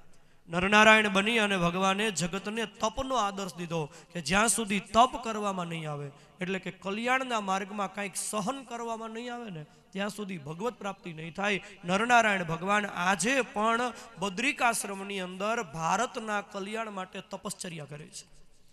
બદ્રીનારાયણ ભગવાન છે ને એ તપનું સ્વરૂપ છે. આજે પણ બદ્રીનારાયણની અંદર શિયાળાના સમયમાં પણ ભગવાનને ચંદનનો લેપ કરવામાં આવે છે. જે લોકો બદ્રીનારાયણ ગયા હશે ને એને કદાચ ખબર હશે કે બદ્રીનારાયણના મંદિરનું આશ્ચર્ય એ છે કે લગભગ મોટા ભાગના મંદિરોની અંદર લક્ષ્મીનારાયણ ભેગા બેઠા હોય. બદ્રીનારાયણનું મંદિર એક ભારતનું એવું મંદિર છે કે એમાં લક્ષ્મીનારાયણ સાથે નથી, નારાયણ અંદર છે, લક્ષ્મીજી મંદિરની બહાર છે. એનું કારણ એ છે કે ભગવાન બદ્રીનારાયણ તપશ્ચર્યા કરે છે. તપની અંદર સ્ત્રીની આસક્તિ વિઘ્ન ઊભું કરે અને એટલા માટે થઈને લક્ષ્મીજીને બહાર રાખી નારાયણ એકલા બેઠા બેઠા તપશ્ચર્યા કરે છે. શિયાળાના સમયની અંદર ઠાકોરજીને ચંદનનો લેપ થાય છે. હવે પુષ્ટિ માર્ગની સેવા પરંપરા એમ કહે છે કે શિયાળામાં ઠાકોરજીને ચંદનનો લેપ ન થાય, કારણ કે શિયાળો છે એ શીતકાલ છે, એમાં ઠંડી હોય અને ચંદન ઠંડુ હોય તો ઠાકોરજીને ચંદન કરીએ તો વધારે ઠંડી લાગે. તો શિયાળાના સમયમાં પણ બદ્રીનારાયણને ચંદનનો લેપ, એક તો હિમાલય ત્યાં કેટલી ઠંડી હોય ને એમાંય પાછો શિયાળો, અને છતાંય ભગવાનને આખા શ્રી અંગ ઉપર ચંદનનો લેપ થાય છે. એનું કારણ સંતો બહુ સરસ બતાવે છે. બદ્રીનારાયણ ભગવાન તપ કરે છે અને તપ કરતાં કરતાં ભગવાનનું શ્રીઅંગ શિયાળામાં પણ એટલું બધું તપતું હોય છે કે ભગવાનને ચંદનનો લેપ કરવામાં આવે તો ભગવાનને શીતળતા મળે. ચોથા અવતારમાં નરનારાયણ બન્યા. પાંચમા અવતારની અંદર કરદમ મુનિ, જે બ્રહ્માજીના પડછાયામાંથી પ્રગટેલા, એ કરદમ અને મનુપુત્રી દેવહૂતિથી ભગવાનનો પાંચમો કપિલ અવતાર થયો. આ અવતારની અંદર ભગવાને જળ અને ચેતનનો વિભાગ બતાવવા માટે સાંખ્ય શાસ્ત્રનો ઉપદેશ કર્યો. છઠ્ઠા અવતારની અંદર મહામુનિ અત્રિ અને મહાસતી સ્ત્રી અનસુયાને ત્યાં ભગવાન દત્તાત્રેય બનીને આવ્યા અને એક અવધૂતિ પરંપરા ચલાવી કે કાંઈ ન હોય અને છતાંય આનંદમાં રહી શકાય, એ બતાવવા માટે ભગવાનનો દત્તાત્રેય અવતાર થયો. સાતમા અવતારની અંદર આકૃતિ અને રુચિ ઋષિને ત્યાં ભગવાનનો યજ્ઞનારાયણ અવતાર થયો. આઠમા અવતારની અંદર ભગવાન નાભિરાજા અને મેરુદેવીને ત્યાં ઋષભદેવજી તરીકે પધાર્યા. જ્ઞાની પરમહંસનો ધર્મ વિસ્તાર્યો. નવમા અવતારની અંદર ભગવાન પૃથ્વીનો ઉદ્ધાર કરવા માટે થઈ અને વેનના શરીરનું મંથન થયું ત્યારે ભગવાન પૃથુ બન્યા. દસમા અવતારની અંદર પ્રલય વખતે સત્યવ્રત મનુરાજા ઔષધિઓ અને વેદની રક્ષા કરવા માટે થઈ અને કૃતમાલા નદીના કિનારે સત્યવ્રત મનુરાજાને ભગવાને માછલાના સ્વરૂપમાં દર્શન આપી મત્સ્ય અવતાર લીધો. 11મો અવતાર સમુદ્ર મંથન વખતે મંદરાચલ પર્વત જ્યારે સમુદ્રમાં ડૂબવા લાગ્યો એ વખતે સમુદ્ર ઉપર મંદરાચલ પર્વતને સ્થિર રાખવા માટે ભગવાને કાચબાનું રૂપ લીધું. કૂર્મ અવતાર લઈ પોતાની પીઠ ઉપર મંદરાચલ પર્વતને સ્થિર રાખ્યો. 12મા અવતારની અંદર દેવતાઓને અમૃતપાન કરાવવા માટે સમુદ્રના મધ્ય ભાગમાંથી ભગવાન ધન્વંતરી બની અમૃતપૂર્ણ કળશ લઈને પ્રગટ થયા. ભગવાનનો ધન્વંતરી અવતાર થયો. 13મા અવતારની અંદર ભગવાન મોહિની બન્યા, અત્યંત મોહિત સ્વરૂપ લઈ અને દેવતાઓને અમૃતપાન કરાવી દીધું. 14મા અવતારમાં પોતાનો ભક્ત પ્રહલાદ, એને જ્યારે હિરણ્યકશિપુએ બહુ કષ્ટ દીધું અને પ્રહલાદજી એમ કીધું કે આ સ્તંભમાં મારા ભગવાન છે, એ પોતાના ભક્તની વાતને સત્ય કરવા માટે થઈ અને આખા જગતમાં અણુએ અણુમાં ભગવાન કે હું વ્યાપ્ત છું એ બતાવવા માટે ભગવાન સ્તંભમાંથી પ્રગટ થયા. 14મો નરસિંહ અવતાર થયો છે. 15મા અવતારની અંદર ભગવાન દેવતાઓની પાસેથી જ્યારે સ્વર્ગ જતું રહ્યું અને દુર્ગુણીઓની પાસે જ્યારે સ્વર્ગનું શાસન આવી ગયું ત્યારે એ સ્વર્ગનું શાસન દેવતાઓને અપાવવા માટે થઈ અને ભગવાન કશ્યપ અને અદિતિને ત્યાં વામન બની અને ભગવાન પધાર્યા અને વામન અવતાર લઈ બલિરાજાની પાસે 3 ડગલા ભૂમિ માગી. એમાં 2 ડગલામાં બલિનું બધું લઈ લીધું અને 3જે ડગલે બલિને પણ લઈ લીધો. ભગવાનનો વામન અવતાર થયો. 16મા અવતારની અંદર ભગવાન રેણુકા નામની ઋષિ પત્ની અને જમદગ્નિ નામના ઋષિને ત્યાં ભગવાન પરશુરામ બન્યા. ક્ષત્રિયો છે સમાજના રક્ષક છે, ક્ષત્રિયોનો ધર્મ છે સમાજનું રક્ષણ કરવું, પણ એક સમય એવો આવ્યો કે સમાજના રક્ષકો જ્યારે ભક્ષક બની ગયા અને સમાજનું જ્યારે શોષણ કરવા માંડ્યા એ વખતે ક્ષત્રિયોએ હાથમાં શસ્ત્ર લઈ અને દંડ દેવો જોઈએ, પણ સમાજમાં કોઈને દંડ આપનારું રહ્યું નહીં. ત્યારે બ્રાહ્મણ કુળની અંદર ભગવાન અવતાર લઈને આવ્યા. પરશુરામ મહિના અક્ષય તૃતીયા વૈશાખ સુદ ત્રીજ, જેને આપણે અખાત્રીજ કહીએ છીએ, તે દિવસે પરશુરામજીનું પ્રાગટ્ય થયું. હાથમાં શસ્ત્ર લઈ અને ભગવાને ઉદ્દંડિત બનેલા ક્ષત્રિયોને બધાને દંડ આપ્યો. 21 વખત પૃથ્વીને નક્ષત્રિય કરી. ત્યાર પછી 17મા અવતારમાં વેદનું વિભાજન કરવા માટે, આપણને એક ઉત્તમ માનવ જીવન જીવી શકાય એ મર્યાદા બતાવવા માટે, શાસ્ત્રની મર્યાદા બતાવવા માટે, વેદ પુરાણ અને શાસ્ત્રની રચના કરવા માટે પરાશર નામના ઋષિ અને સત્યવતી નામની ઋષિપત્નીને ત્યાં ભગવાનનો વ્યાસ અવતાર થયો. 18મા અવતારની અંદર ભગવાને જે 17મા અવતારમાં કાર્ય કર્યું ને, કે વેદ પુરાણ શાસ્ત્રની જે રચના કરી, એ જે ભગવાને આખી મર્યાદા બતાવી, એ મર્યાદાયુક્ત જીવન જીવવું હોય તો કઈ રીતે જીવી શકાય? કહી તો દીધું ભાઈ આમ જીવો, પણ એની એક્ટિંગ તો કરવી પડે ને. કોઈ ડાયરેક્ટર હોય ને, ફિલ્મનું શૂટિંગ ચાલતું હોય ને, પેલો એક્ટર બરાબર સમજે નહીં ને, કહેવાનો છતાં ન સમજે ને, તો પછી ડાયરેક્ટર પોતે જ એક્ટિંગ કરી બતાવે કે ભાઈ આવી રીતે તમારે એક્ટિંગ કરવાની છે. 18મા રામ અવતારમાં ભગવાને પોતે જે રસ્તો બનાવ્યો, એ રસ્તા ઉપર કઈ રીતે ચાલવું એ બતાવવા માટે ઉત્તમ ધર્મયુક્ત, શાસ્ત્રની મર્યાદાયુક્ત માનવ જીવન કઈ રીતે જીવી શકાય એ બતાવવા દશરથ અને કૌશલ્યાને ત્યાં રામ બન્યા. અને રામ અવતાર લઈને ભગવાને શાસ્ત્રની એવી મર્યાદા પ્રગટ કરી કે રામનું ચરિત્ર તમે વાંચો, મથીને મરી જઈએ. એક પણ પ્રસંગ એવો જોવા ન મળે કે જેમાં ભગવાન શાસ્ત્રથી વિરુદ્ધ ચાલ્યા હોય, શાસ્ત્રની મર્યાદાનો ભગવાને ભંગ કર્યો હોય. એ ભગવાનનો રામ અવતાર થયો. 19 અને 20 બે અવતારમાં બલરામ અને કૃષ્ણ બન્યા. આ બે અવતારની અંદર ભગવાને એક જ હેતુ હતો ભગવાનનો. કૃષ્ણ અવતાર લેવાનો આદર્શ કયો હતો? કે વિકટ પરિસ્થિતિમાં પણ, દુઃખની પરિસ્થિતિમાં પણ નાચવું હોય ને તો નાચી શકાય. દુઃખની પરિસ્થિતિમાં પણ હાથમાં વાંસળી લઈને વેણું વગાડી શકાય. દુઃખની પરિસ્થિતિમાં પણ રાસ રમી શકાય. કૃષ્ણ અવતારનો આદર્શ જે હતો કે હંમેશા પ્રસન્નતા યુક્ત જીવન જીવવું, આનંદમાં જીવવું, મોજમાં જીવવું. બોલો કે કૃષ્ણના જીવનની તમે પરિસ્થિતિ તમે જુઓ ને તો કેટલી બધી વિકટ પરિસ્થિતિઓ હતી, અને છતાંય ભગવાન કેટલું હંસા અને કેટલું રહીમાન, કેટલી વાંસળી વગાડી. એ આદર્શ જે છે આપણા જીવનમાં તો થોડુંક દુઃખ આવે ત્યાં આપણે દુઃખી થઈ જઈએ છીએ, અને કૃષ્ણના જીવનમાં આવી વિકટ પરિસ્થિતિમાં પણ કૃષ્ણએ વેણું વગાડી. એનો અર્થ જ ભગવાનનો આદર્શ જ એ છે કે ગમે એવી વિકટ પરિસ્થિતિમાં પણ હસી શકાય. મહાભારતનું યુદ્ધ થયું, ભગવદ્ ગીતા વાંચો ને તો ખ્યાલ આવશે કે મહાભારતનું યુદ્ધ જ્યારે થવાનું હતું ને, એ વખતે સામા સગા સંબંધીઓને બધાને અર્જુનજીએ જોયા ને, એટલે અર્જુનજીને વિચાર આવ્યો, કરે રે આ તો બધા મારા સગા સંબંધી છે, આને મારીશ તો મને પાપ થઈ જશે. અર્જુનજીએ હાથમાંથી હથિયાર છોડી દીધા કે મારે યુદ્ધ નથી કરવું. હવે તમે વિચાર કરો કૃષ્ણની સ્થિતિ એ વખતે કઈ થઈ હશે? યુદ્ધ નક્કી થઈ ગયું છે, બે પક્ષેથી યુદ્ધ નિર્માણ થઈ ગયું, પાંચજન્ય શંખનો નાદ થઈ ગયો, અને એ વખતે અર્જુન હાથમાંથી હથિયાર મૂકી દે તો કૃષ્ણની કઈ દશા થાય? આ તો કેવી વાત થઈ? કોઈ માણસ, કોઈ યુવાન હોય, એની ઉંમર થઈ જાય ને છતાંય સંબંધ જોડાતો ન હોય ને, એમાં કોઈક એનો સંબંધી હોય ને, એને બિચારાને દયા આવે તો એને એ વચ્ચે રહીને એનો સંબંધ જોડાવે. જવાબદારી લે, તમે જરાય ચિંતા કરો માં, તમારી દીકરી દુઃખી નહીં થાય, અહીંયા તમારી દીકરી આપી દો, તમારે મારી જવાબદારી, તમારી દીકરીને કાંઈ દુઃખ પડે તો મને કહેજો, એમ કરી અને સંબંધ જોડાવી દે. બધું નક્કી થઈ જાય, સગાઈ થઈ જાય, લગ્ન મંડપમાં વરઘોડો આવી જાય, સાસુમાં જમાઈને પોખી દે, અને પછી જમાઈ બરાબર ખુરશી ઉપર બેસી જાય, અને ગોર મહારાજ એમ કે કન્યા પધરાવો સાવધાન, અને એ વખતે વરરાજો ઊભો થઈ જાય કે મારે લગ્ન નથી કરવા, તો વચ્ચે હોય એની કઈ દશા થાય? એ જ દશા કૃષ્ણની થઈ હશે ને, કારણ કે વરરાજો છે, અર્જુન એ યુદ્ધનો મુખ્ય માણસ છે, અને એ વખતે એમ કહી દે છે કે મારે યુદ્ધ નથી કરવું. આ તો કેવી વાત થઈ? ભારતની ક્રિકેટ ટીમ પાકિસ્તાનમાં રમવા જાય અને બધા પ્રેક્ષકો આવી ગયા હોય ને, બધું નક્કી થઈ ગયું હોય ને, બરાબર ટોસે ઉછળી ગયો હોય, અને પેલો દાવ ભારતને લેવાનો હોય ને, એ વખતે પાકિસ્તાનના ખુખાર ખેલાડીઓને જોઈ અને ઓલા બધા ભારતના બધા જે ખેલાડીઓ એમ કે અમાર આની સામે અમે હારી જાશું ને, એ બધા હાથમાંથી બેટ મૂકી દે તો કેપ્ટનની કઈ દશા થાય? એ દશા કૃષ્ણની થઈ હશે ને. પણ છતાંય અર્જુનજીએ જ્યારે હાથમાંથી હથિયાર મૂકી દીધા ત્યારે ભગવાન જરાય મુંજાયા વગર ભગવદ્ ગીતા કહેવાનો આરંભ કરે છે ને, ત્યારે બતાવ્યું છે તમોવાચ ઋષિકેશ પ્રહસન્ની ભારત. ભગવાન હસતા હસતા અર્જુનની પાસે ભગવદ્ ગીતા સંભળાવે છે. વિકટ પરિસ્થિતિમાં પણ હસી શકાય છે. 19 અને 20 બે અવતારની અંદર ભગવાને એ સમજાયું. 21મો અવતાર ધ્રુવકુમાર એને જ્યારે તપશ્ચર્યા કરી અને એ વખતે ધ્રુવને દર્શન આપવા માટે ભગવાને હરિ અવતાર લીધો, અને 22મા અવતારની અંદર ગજેન્દ્ર નામનો હાથી ગજપૂર્ણ નિરાશ ભયો જબહી તબ આરત નાદ સુનાઈ દિયો. ગજેન્દ્ર હાથીનો ઉદ્ધાર કરવા માટે થઈ અને ભગવાન 20મા અવતારે 22મા અવતારની અંદર હરિ અવતાર લીધો. 23મો અવતાર ભગવાનનો બુદ્ધાવતાર થયો. ધર્મનો પ્રચાર કર્યો ગામડે ગામડે ફરીને, અને છેલ્લે 24મો અવતાર થયો નથી. પણ ભાગવતજીમાં બતાવ્યું છે અથાસો યુગ સંધ્યાયામ દસ્સુ પ્રાયેસુ રાજસો જનિતા વિષ્ણુ યશસો નામના કલકીર જગતપતિ. 24મો અવતાર ભગવાનનો થવાનો છે. ક્યારે? કલયુગનો જ્યારે અંત આવવાનો હશે, સતયુગનો જ્યારે આરંભ થવાનો હશે, એ વખતે સંભલ નામના ક્ષેત્રમાં વિષ્ણુ યશસ નામના બ્રાહ્મણને ત્યાં ભગવાન કલ્કી એવું નામ ધારણ કરી અને પ્રગટ થશે. કાળા દેવદત્ત નામના અશ્વ ઉપર આરૂઢ થશે અને ઉદ્દંડિત બનેલા બધા રાજાઓને દંડ આપી અને કળિયુગનો અંત આપી અને ધર્મનું ભગવાન સ્થાપન કરશે. આ ભગવાનના 24 અવતાર થયા છે.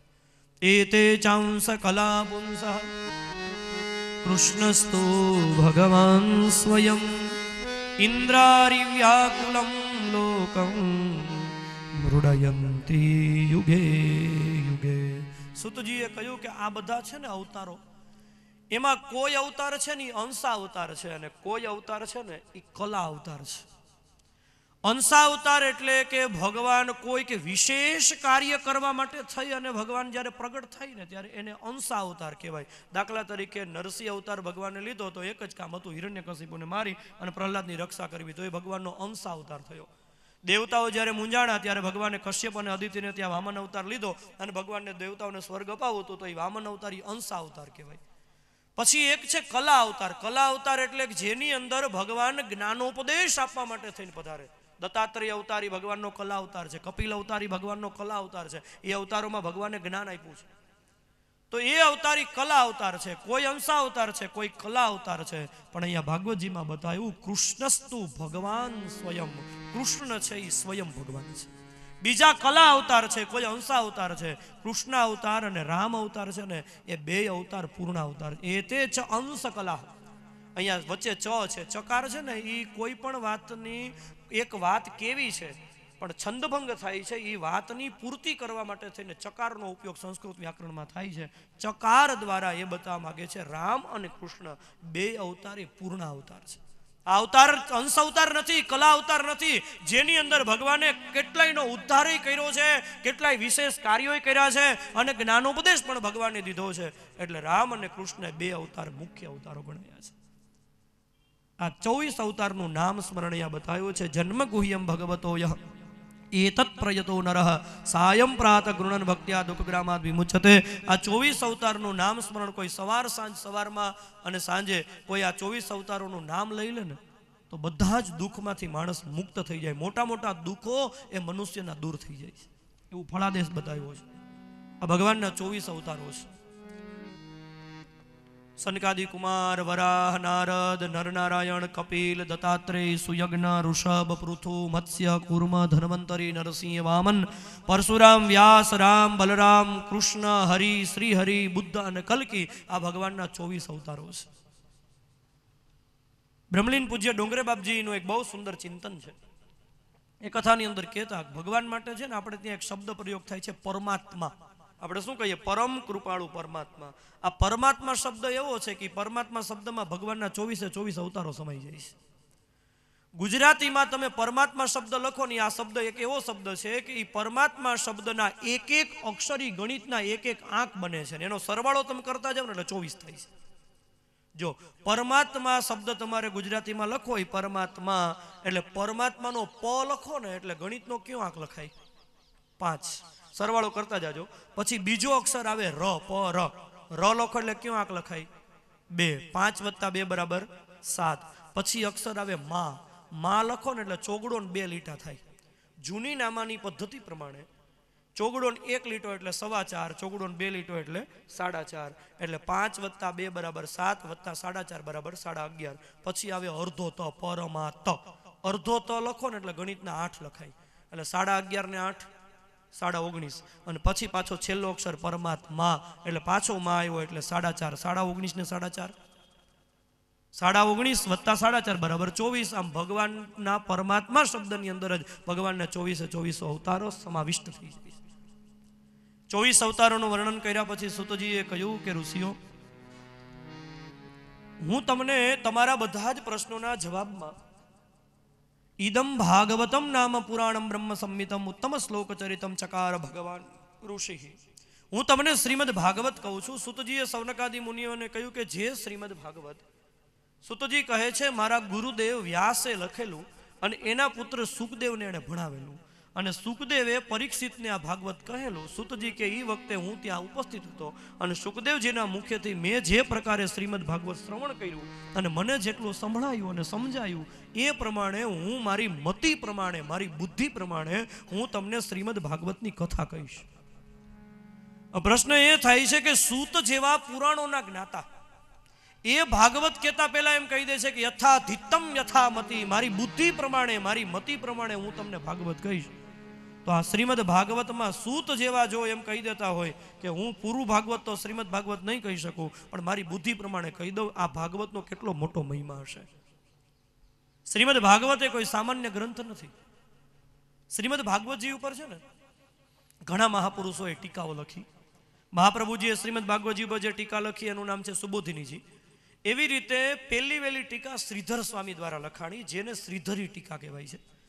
એ શ્રીમદ ભાગવતની પ્રતિપાદિત ટીકા મનાય છે. અને શ્રીધરી ટીકામાં શ્રીધર સ્વામીએ આરંભમાં એવું લખ્યું છે એક શ્લોકની અંદર કે ક્વાહમ મંદમતી ક્વ ઇદમ મંથનમ ક્ષીર વારિદે. હું શ્રીમદ ભાગવતની ટીકા લખવા માટે થઈને બેઠો. ટીકા એટલે નિંદાના અર્થમાં નહીં. ઘણા લોકો ટીકા એટલે ભાઈ આની ટીકા કરી. ટીકા એટલે નિંદા નથી. ટીકા એટલે એનો વિસ્તાર કરવો, ટિપ્પણી કરવી. તો હું આ શ્રીમદ ભાગવતના શ્લોકોની ટીકા લખવા માટે, એનો વિસ્તાર કરવા માટે બેઠો છું. પણ હું આનો પૂરો વિસ્તાર નહીં કરી શકું, કારણ કે શ્રીમદ ભાગવત એ તો મોટો સમુદ્ર છે અને હું તો સાવ મંદમતી છું. હવે શ્રીધર સ્વામી જેવા ટીકા લખનારા મહાપુરુષ એ શ્રીમદ ભાગવતની અંદર પોતાની જો મંદમતી માનતા હોય તો કોઈ એમ કહેતું હોય કે અમે તો મૂળ ભાગવત કરીએ છીએ, અમે તો મૌલિક કરીએ છીએ, તો એ વાત તદ્દન ખોટી છે. શ્રીમદ ભાગવતમાં કોઈ મહાપુરુષો આમાં પાર પામી શકતા. જેમ કહેતો હોય ને કે હું સંપૂર્ણ શ્રીમદ ભાગવત જાણું છું, સમજી લેવું એ કાંઈ જાણતો જ નથી. કારણ કે અમારા સંસ્કૃત વ્યાકરણની અંદર એક એવો શ્લોક છે, ધનંજયે હાટક સમ પરીક્ષા મહારણે શસ્ત્ર ભૂતામ પરીક્ષા. ધનંજયે હાટક સમ પરીક્ષા મહારણે શસ્ત્ર ભૂતામ પરીક્ષા વિપત્તિ કાલે ગૃહિણીમ પરીક્ષા વિદ્યાવતામ ભાગવતે પરીક્ષા. શસ્ત્રધારી માણસની પરીક્ષા છે ને યુદ્ધની અંદર જ્યારે ઝાકાઝીક બોલતી હોય ને ત્યારે શસ્ત્રધારીની પરીક્ષા થાય. બાકી આમ તો બંદૂક છે ને એ તો કેડે લટકાવીને ફરી શકાય, પણ ખરેખર જ્યારે ખેલ આવે ને તો ઘણી વખત તો ન આવડતો હોય તો એની બંદૂક એને લાગી જાય. એટલે ઘણી વખત ધ્યાન રાખવું પડે છે. શસ્ત્રધારીની પરીક્ષા શસ્ત્ર કેવું ચલાવે છે જ્યારે યુદ્ધ ચાલતું હોય ત્યારે થાય. પત્નીની પરીક્ષા ઘરમાં જ્યારે વિપત્તિ આવે ને ત્યારે થાય. એવી રીતે સોનાની પરીક્ષા અગ્નિમાં થાય અને વિદ્વાનની પરીક્ષા શ્રીમદ ભાગવતમાં થાય. વિદ્વાનની પરીક્ષા શ્રીમદ ભાગવતમાં થાય એટલે ભાગવત સમજાવતો એ વિદ્વાન એવો અર્થ નથી. વિદ્વાનની પરીક્ષા એટલે મોટા મોટા વિદ્વાનોની કસોટી શ્રીમદ ભાગવતમાં થઈ જાય છે. આ ગ્રંથને કોઈ સરખી રીતે આમ સંપૂર્ણ રીતે સમજાવી શકે એવી કોઈની તાકાત નથી, સામર્થ્ય નથી, કારણ કે આ ગ્રંથ જ એવો છે. અને 18,000 શ્લોકોની અંદર વ્યાસજીએ કેટલા રહસ્યો મૂક્યા અને એટલા માટે આ ગ્રંથ એટલો મહાન છે કે આ શ્રીમદ ભાગવત છે ને દરેક વક્તાની પાસે તમે સાંભળો ને તો દરેક વખતે તમને જુદો લાગે છે. એનું કારણ જ એ છે કે આ ગ્રંથના ઉત્તર રામચરિત ભવભૂતિએ જે મહાકાવ્ય લખ્યું ઉત્તર રામચરિત, એ ઉત્તર રામચરિતનો એક શ્લોક ઉત્તર રામચરિતની અંદર ભવભૂતિએ લખ્યો છે કે ઋષિણામ પુનરાદ્યાના વાચમ અર્થાનુધાવતી. સામાન્ય માણસ જ્યારે બોલે ને ત્યારે એ અર્થને અનુસરીને બોલે. જ્યારે ઋષિઓની આદ્યવાણી છે ને એ જે બોલે ને એને અર્થ અનુસરે. એની અંદરથી કેટલા બધા અર્થો નીકળે. એક એક શ્લોકના કેટલા બધા અર્થો થતા હોય છે. તો સૂતજીએ કહ્યું કે પૂરેપૂરું તો નહીં કહી શકું, પણ મારી બુદ્ધિ પ્રમાણે હું શ્રીમદ ભાગવત કહું. તો શૌનકાદિ મુનિઓએ સૂતજીને કહ્યું મહારાજ પહેલા અમારે એ જાણવું છે. સૂત સૂત મહાભાગ વદનો વદતામ વર કથામ ભાગવતીમ પુણ્યમ યદાહ ભગવાન શુક. સૂતજી મહાભાગ્યશાળી, તમે અમને પહેલા એ બતાવો કે આ શ્રીમદ ભાગવત ક્યારે લખાયું, શ્રીમદ ભાગવત શું કામ લખાયું, શ્રીમદ ભાગવત ક્યાં લખાયું અને શ્રીમદ ભાગવત કોના કેવાથી લખાયું.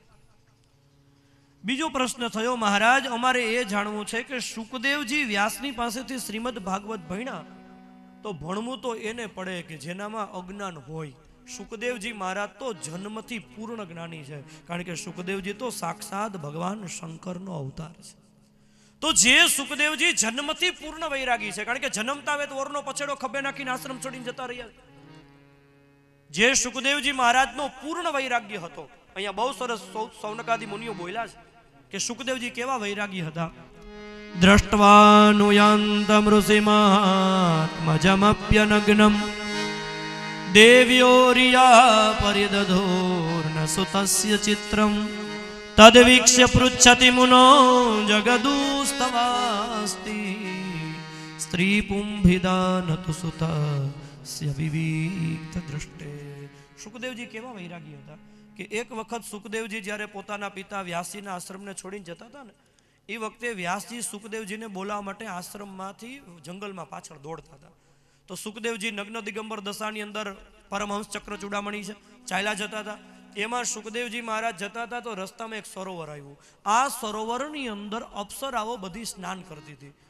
તો સુખદેવજીને જોયા તો અપ્સરાઓએ સુખદેવજી નીકળ્યા એ જોયા છતાં કાંઈ પણ મનમાં ખચવાટ અનુભવ્યા વગર પોતાની સ્નાનાદી જે ક્રિયા હતી એ શરૂ રાખી. પણ જેવા વ્યાસજી નીકળ્યા એટલે અપ્સરાઓએ મર્યાદા રાખી. તો વ્યાસજી અપ્સરાઓને પૂછ્યું કે આ તો મોટું આશ્ચર્ય છે, હું તો ઘરડો થઈ ગયો છું અને સુખદેવ એ તો યુવાન છે ને, એ નીકળો ને તમે સ્નાન ચાલુ રાખ્યું ને હું નીકળો ને તમે મર્યાદા રાખી, તો સુખદેવને જોઈને તમને સંકોચ ન થયો? અને એ વખતે અપ્સરાઓએ જે જવાબ આપ્યો ને એમાં સુખદેવજીનો વૈરાગ્ય પ્રગટ થાય છે. અપ્સરાઓએ કહ્યું, વ્યાસજી ખોટું ન લગાડશો, પણ તમે એમ કહો છો કે સુખદેવને જોઈને અમે કેમ મર્યાદા ન રાખી? તમે ખોટું ન લગાડશો વ્યાસ, પણ આ યુવાન અને આ વૃદ્ધ, આ કાળો અને આ ગોરો, આ સ્ત્રી અને આ પુરુષ, એવો ભેદ તમારા મનમાં છે. સુખદેવના મનમાં કોઈ સ્ત્રી પુરુષનો ભેદ જ નથી. તો પછી સુખદેવને જોઈને ક્યાં મર્યાદાનો પ્રશ્ન, જેના મનમાં સ્ત્રી પુરુષનો ભેદ જ નથી? તો સુખદેવજી કેવા વૈરાગી હશે કે જેના મનની અંદર કોઈ સ્ત્રી પુરુષનો ભેદ નથી, અભેદ બુદ્ધિ થઈ ગઈ છે. આ કક્ષાને પામી બહુ કઠિન કક્ષા છે. નહીંતર મનોવિજ્ઞાન એમ કહે છે કે સ્ત્રી અને પુરુષનો ભેદ માણસ મરી જાય ત્યાં સુધી ભૂલાય નહીં, કારણ કે એ વિકારના મૂળ બહુ ઊંડા છે. તમે સુરત જતા હો ને તો રસ્તાની અંદર ક્યાંય ગાડી ઊભી રહે, બસ ઊભી રહે હોલ્ટ કરવા માટે, તો એ હોટલમાં તમે ઉતરો ને તો તમને યાદ આવે કે ઓહો 5 વર્ષ પહેલાં હું જ્યારે સુરત જતો હતો ત્યારે આ જ હોટલ ઉપર અહીંયા બસ ઊભી હતી, એ વખતે મને એક વ્યક્તિ મળેલી. તમે બધુંય ભૂલી જશો એ વ્યક્તિ કોણ હતી, એ વ્યક્તિનું નામ શું હતું, એ વ્યક્તિનું ગામ કયું હતું, એ વ્યક્તિની સાથે શું ચર્ચા થઈ હતી, એ બધુંય કદાચ ભૂલાઈ જશે. પણ એ વ્યક્તિ પુરુષ હતો કે સ્ત્રી હતી એ નહીં ભૂલાય. એનું કારણ એ છે કે એ વિકારના મૂળ બહુ ઊંડા છે. તો સુખદેવજી કેવા વૈરાગી હશે. એક વખત સુખદેવજી અને નારદજી છે ને, એને બેયની વચ્ચે કક્ષામાં બેયને વિવાદ થયો. નારદજીએ કહ્યું કે તમારા કરતાં હું વધુ. સુખદેવજી ને નારદજી જે બેયને વિવાદ થયો ને ત્યારે વ્યાસજીએ કીધું કે તમે એક કામ કરો, તમારે બેયની પરીક્ષા લેવા માટે થઈને તમે મિથિલામાં જાઓ. મિથિલાના મહારાજા જનક એને ત્યાં તમે જજો, એટલે એ વખતે નક્કી થઈ જશે કે આમાં કોની કક્ષા ઊંચી છે.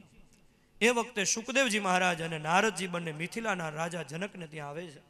બંને મહારાજા જનકના હિંડોળા ઉપર એક બાજુ સુખદેવજી બેઠા છે, એક બાજુ નારદજી બેઠા છે. અને એ વખતે જનક મહારાજને ખબર પડી કે આ બેયની વચ્ચે કક્ષામાં કોણ ઊંચું છે, એની પરીક્ષા થવી જોઈએ. એટલે જનક મહારાજે પોતાના પત્નીને હિંડોળા ઉપર બેસવાની આજ્ઞા કરી. જેવા પત્ની હિંડોળા ઉપર બેઠા એવા તરત જ નારદજી આમ દૂર ખસી ગયા. સુખદેવજી એની સ્થિતિમાં બેસી રહ્યા. જનક મહારાજે કહ્યું કક્ષામાં સુખદેવ વધે છે, કારણ કે નારદના મનમાં આ સ્ત્રી છે એવો ભાવ છે, સુખદેવના મનમાં એવો ક્યાંય ભાવ નથી. આવા વૈરાગી સુખદેવ છે કે જેને જે પૂર્ણ વૈરાગી છે એ સુખદેવને વળી શ્રીમદ ભાગવત ભણવાની જરૂર શું પડી? મહારાજ તમે એમ કહો છો કે પરીક્ષિતને સુખદેવે ભાગવત સંભળાવ્યું, તો પરીક્ષિત તો ચક્રવર્તી રાજા હતા. એ રાજાના જીવનમાં એવી તો કઈ પરિસ્થિતિ આવી કે એણે બધું રાજપાટ, પુત્ર, પરિવાર, પદ, પ્રતિષ્ઠા બધું છોડીને કથા સાંભળવા બેસી ગયો. આ બધી શંકાનું સમાધાન કરો. મહારાજ અમે એવું સાંભળ્યું છે કે સુખદેવજી મહારાજ તો સગોદોહન માત્રમ હિ ગૃહેશુ ગૃહમેધિનામ. કોઈ ગૃહસ્થીને ત્યાં ભિક્ષા લેવા જાય ને તો એક ગાય દોવાય ને એટલો માંડ સ્થિર ઊભા રહેતા, સતત ચાલતા રહેતા. એ સુખદેવજીના જીવનમાં એવી તો કઈ ઘટના ઘટી કે એણે પરીક્ષિતની સામે 7 દિવસ સુધી સ્થિર બેઠા અને એણે કથા સંભળાવી. હવે સુતજી એનો જવાબ આપવાની શરૂઆત કરે છે.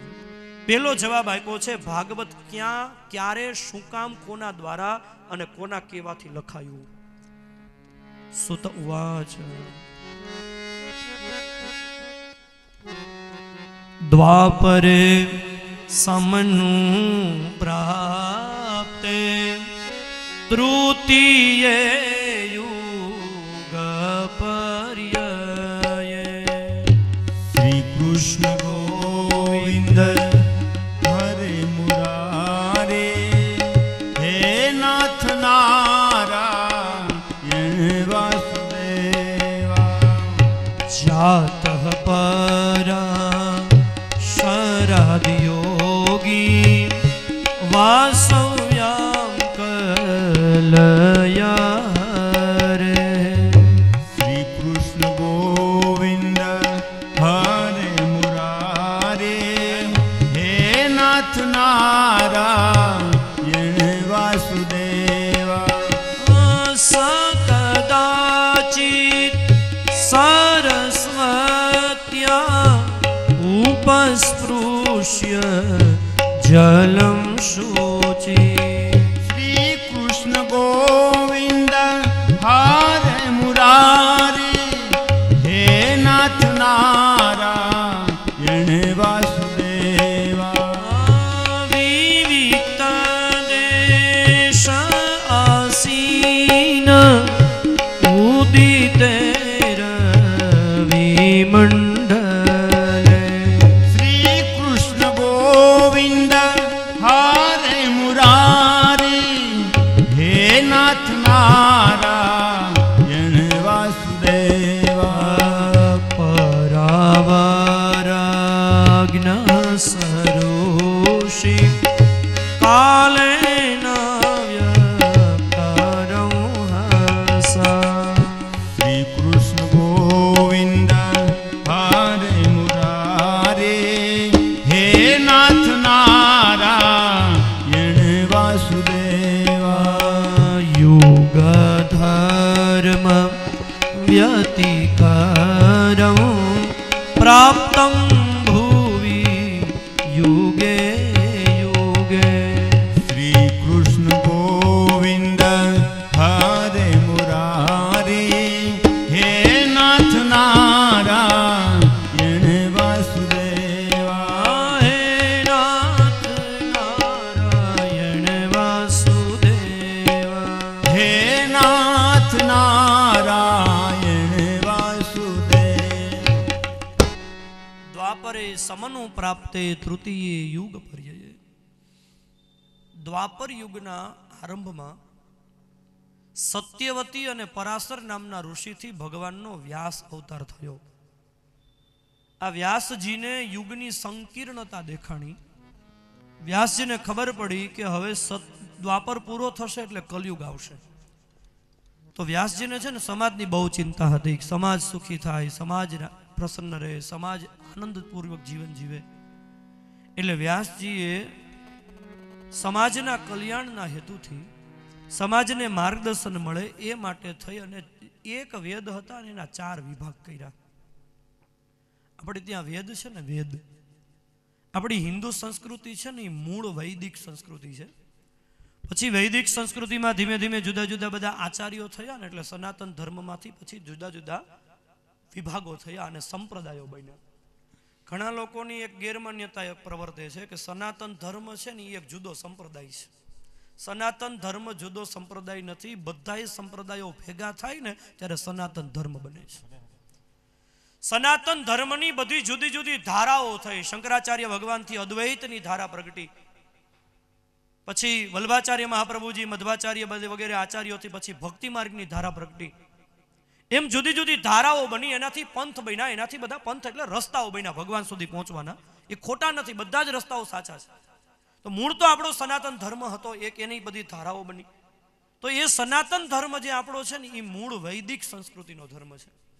અને વૈદિક સંસ્કૃતિ એટલે વેદને જે પ્રતિપાદિત કરેલો, વેદે જે પ્રતિપાદિત કરેલો ધર્મ છે એ જ ધર્મ, એને આપણે ત્યાં આસ્તિક ધર્મ મનાય છે.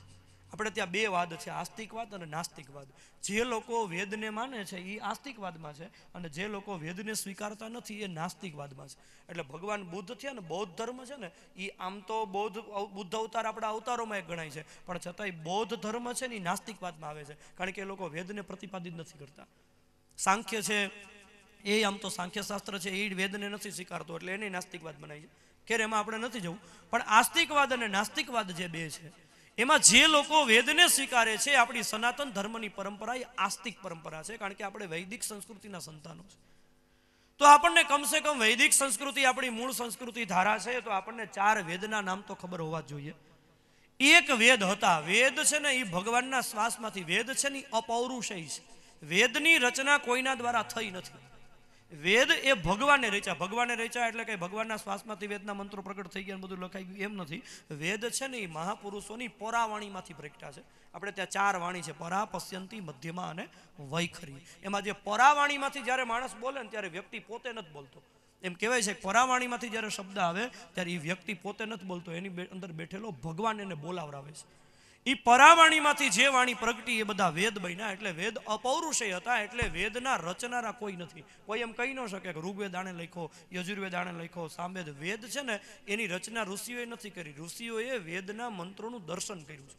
એટલે ઋષિના મંત્ર દ્રષ્ટારા, ઋષિઓ મંત્રના રચનારા નથી, એના દર્શન કરનારા. જે ઋષિઓએ જે મંત્રનું પહેલું દર્શન કર્યું એના દ્રષ્ટા ઋષિ થયા. દરેક મંત્ર હોય ને એ વેદની ઋચા એનો સંકલ્પ હોય, એ સંકલ્પની અંદર એના દ્રષ્ટા ઋષિનું નામ આવે. હા, વિશ્વામિત્ર ઋષિ, એનો છંદ કયો છે, એ છંદ બોલાય. તો પેલું જેણે દર્શન કર્યું હોય એ ઋચાનું, એ એનો ઋષિ બને. આપણો વેદનો ગાયત્રી મંત્ર છે, પ્રતિપાદિત મંત્ર હિન્દુ ધર્મનો. તત્સવિતુર વરેણ્યમ ભર્ગો દેવસ્ય ધીમહિ ધિયો યો નઃ પ્રચોદયાત. આગળ જે ભૂર્ભુવસ્વ છે ને એ વ્યાહૃતિ છે, એ મંત્ર નથી. તત્સવિતુર વરેણ્યમથી ઋચા ચાલુ થાય છે. ભૂર્ભુવસ્વ, એ ભૂભુવસ્વ 3 વ્યાહૃતિ ગણાય છે. 24 અક્ષરના મંત્ર છે. 3 8 અક્ષરના 3 પદ છે, એટલે ત્રિપદા કહેવાય છે. તત્સવિતુર વરેણ્યમ ભર્ગો દેવસ્ય ધીમહિ ધિયો યો નઃ પ્રચોદયાત. એના ઋષિ વિશ્વામિત્ર છે. વિશ્વામિત્ર ઋષિએ પહેલું ગાયત્રી મંત્રનું દર્શન કર્યું છે. તો વેદ એક હતા ને, વ્યાસજીએ 4 વિભાગ કરી નાખ્યા એના. એ 4 વેદ થયા: ઋગ્વેદ, યજુર્વેદ, સામવેદ અને અથર્વવેદ. યજુર્વેદ બહુ મોટો હતો એટલે પાછા એના 2 વિભાગ કર્યા: શુક્લ યજુર્વેદ અને કૃષ્ણ યજુર્વેદ. હવે વ્યાસજીએ વેદનો પ્રચાર કરવો હતો એટલે 4 શિષ્યોને 4 વેદ ભણાવ્યા. એમાં પૈલ નામના મુનિને ઋગ્વેદ ભણાવ્યો, જૈમિની નામના મુનિને સામવેદ ભણાવ્યો, વૈશંપાયન નામના શિષ્યને યજુર્વેદ આપ્યો અને સુમંતુ નામના શિષ્યને અથર્વવેદ દીધો. અને ચારેયને કીધું કે તમે વેદનો પ્રચાર કરી અને સમાજનું પરિવર્તન થાય ને એવું કંઈક કરો. તો એ ચારેય વેદનો પ્રચાર કર્યો, પણ વ્યાસજીએ જોયું કે સમાજમાં કંઈ પરિવર્તન આવ્યું નહીં. તો વ્યાસજીએ વિચાર કર્યો હવે શું કરવું. એટલે જે લોકો વેદને સમજી શકતા નહોતા, કારણ કે વેદને સમજવો બહુ કઠિન છે, તો જે લોકો વેદને સમજતા નહોતા ને એના માટે વ્યાસજીએ વેદની વાતોને, વેદના સિદ્ધાંતોને આપણા ભારતની અંદર બની ગયેલા કુરુવંશના એક સત્ય ઇતિહાસની સાથે વણી દીધી. અને એ કુરુવંશના બનેલા સત્ય ઇતિહાસની સાથે વેદની વાતો વણી દીધી. અને 1 લાખ શ્લોકનો એક ગ્રંથ લખ્યો, જે ગ્રંથને નામ આપવામાં આવ્યું મહાભારત. મહાભારતની રચના વ્યાસજીએ મહાભારતની રચના કરીને અદ્ભુત એક પણ વિષય વ્યાસજીએ મહાભારતની અંદર છોડ્યો નથી. જગતના કોઈ ગ્રંથોની અંદર તમને જે વર્ણન, જે વિષય નહીં મળે એ વિષય તમને મહાભારતમાં મળશે.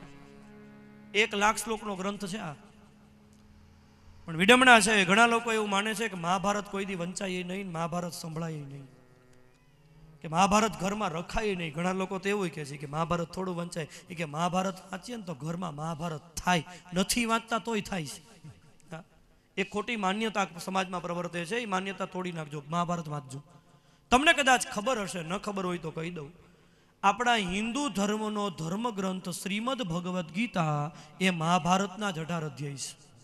મહાભારતની પ્રસાદી છે. મહાભારતના યુદ્ધ પર્વની અંદરથી 18 અધ્યાયો જુદા પાડી અને 700 શ્લોકનો એક શ્રીમદ ભગવદ્ ગીતા નામનો જુદો ગ્રંથ લખાયો છે. બાકી એ મૂળ તો મહાભારતની પ્રસાદી છે.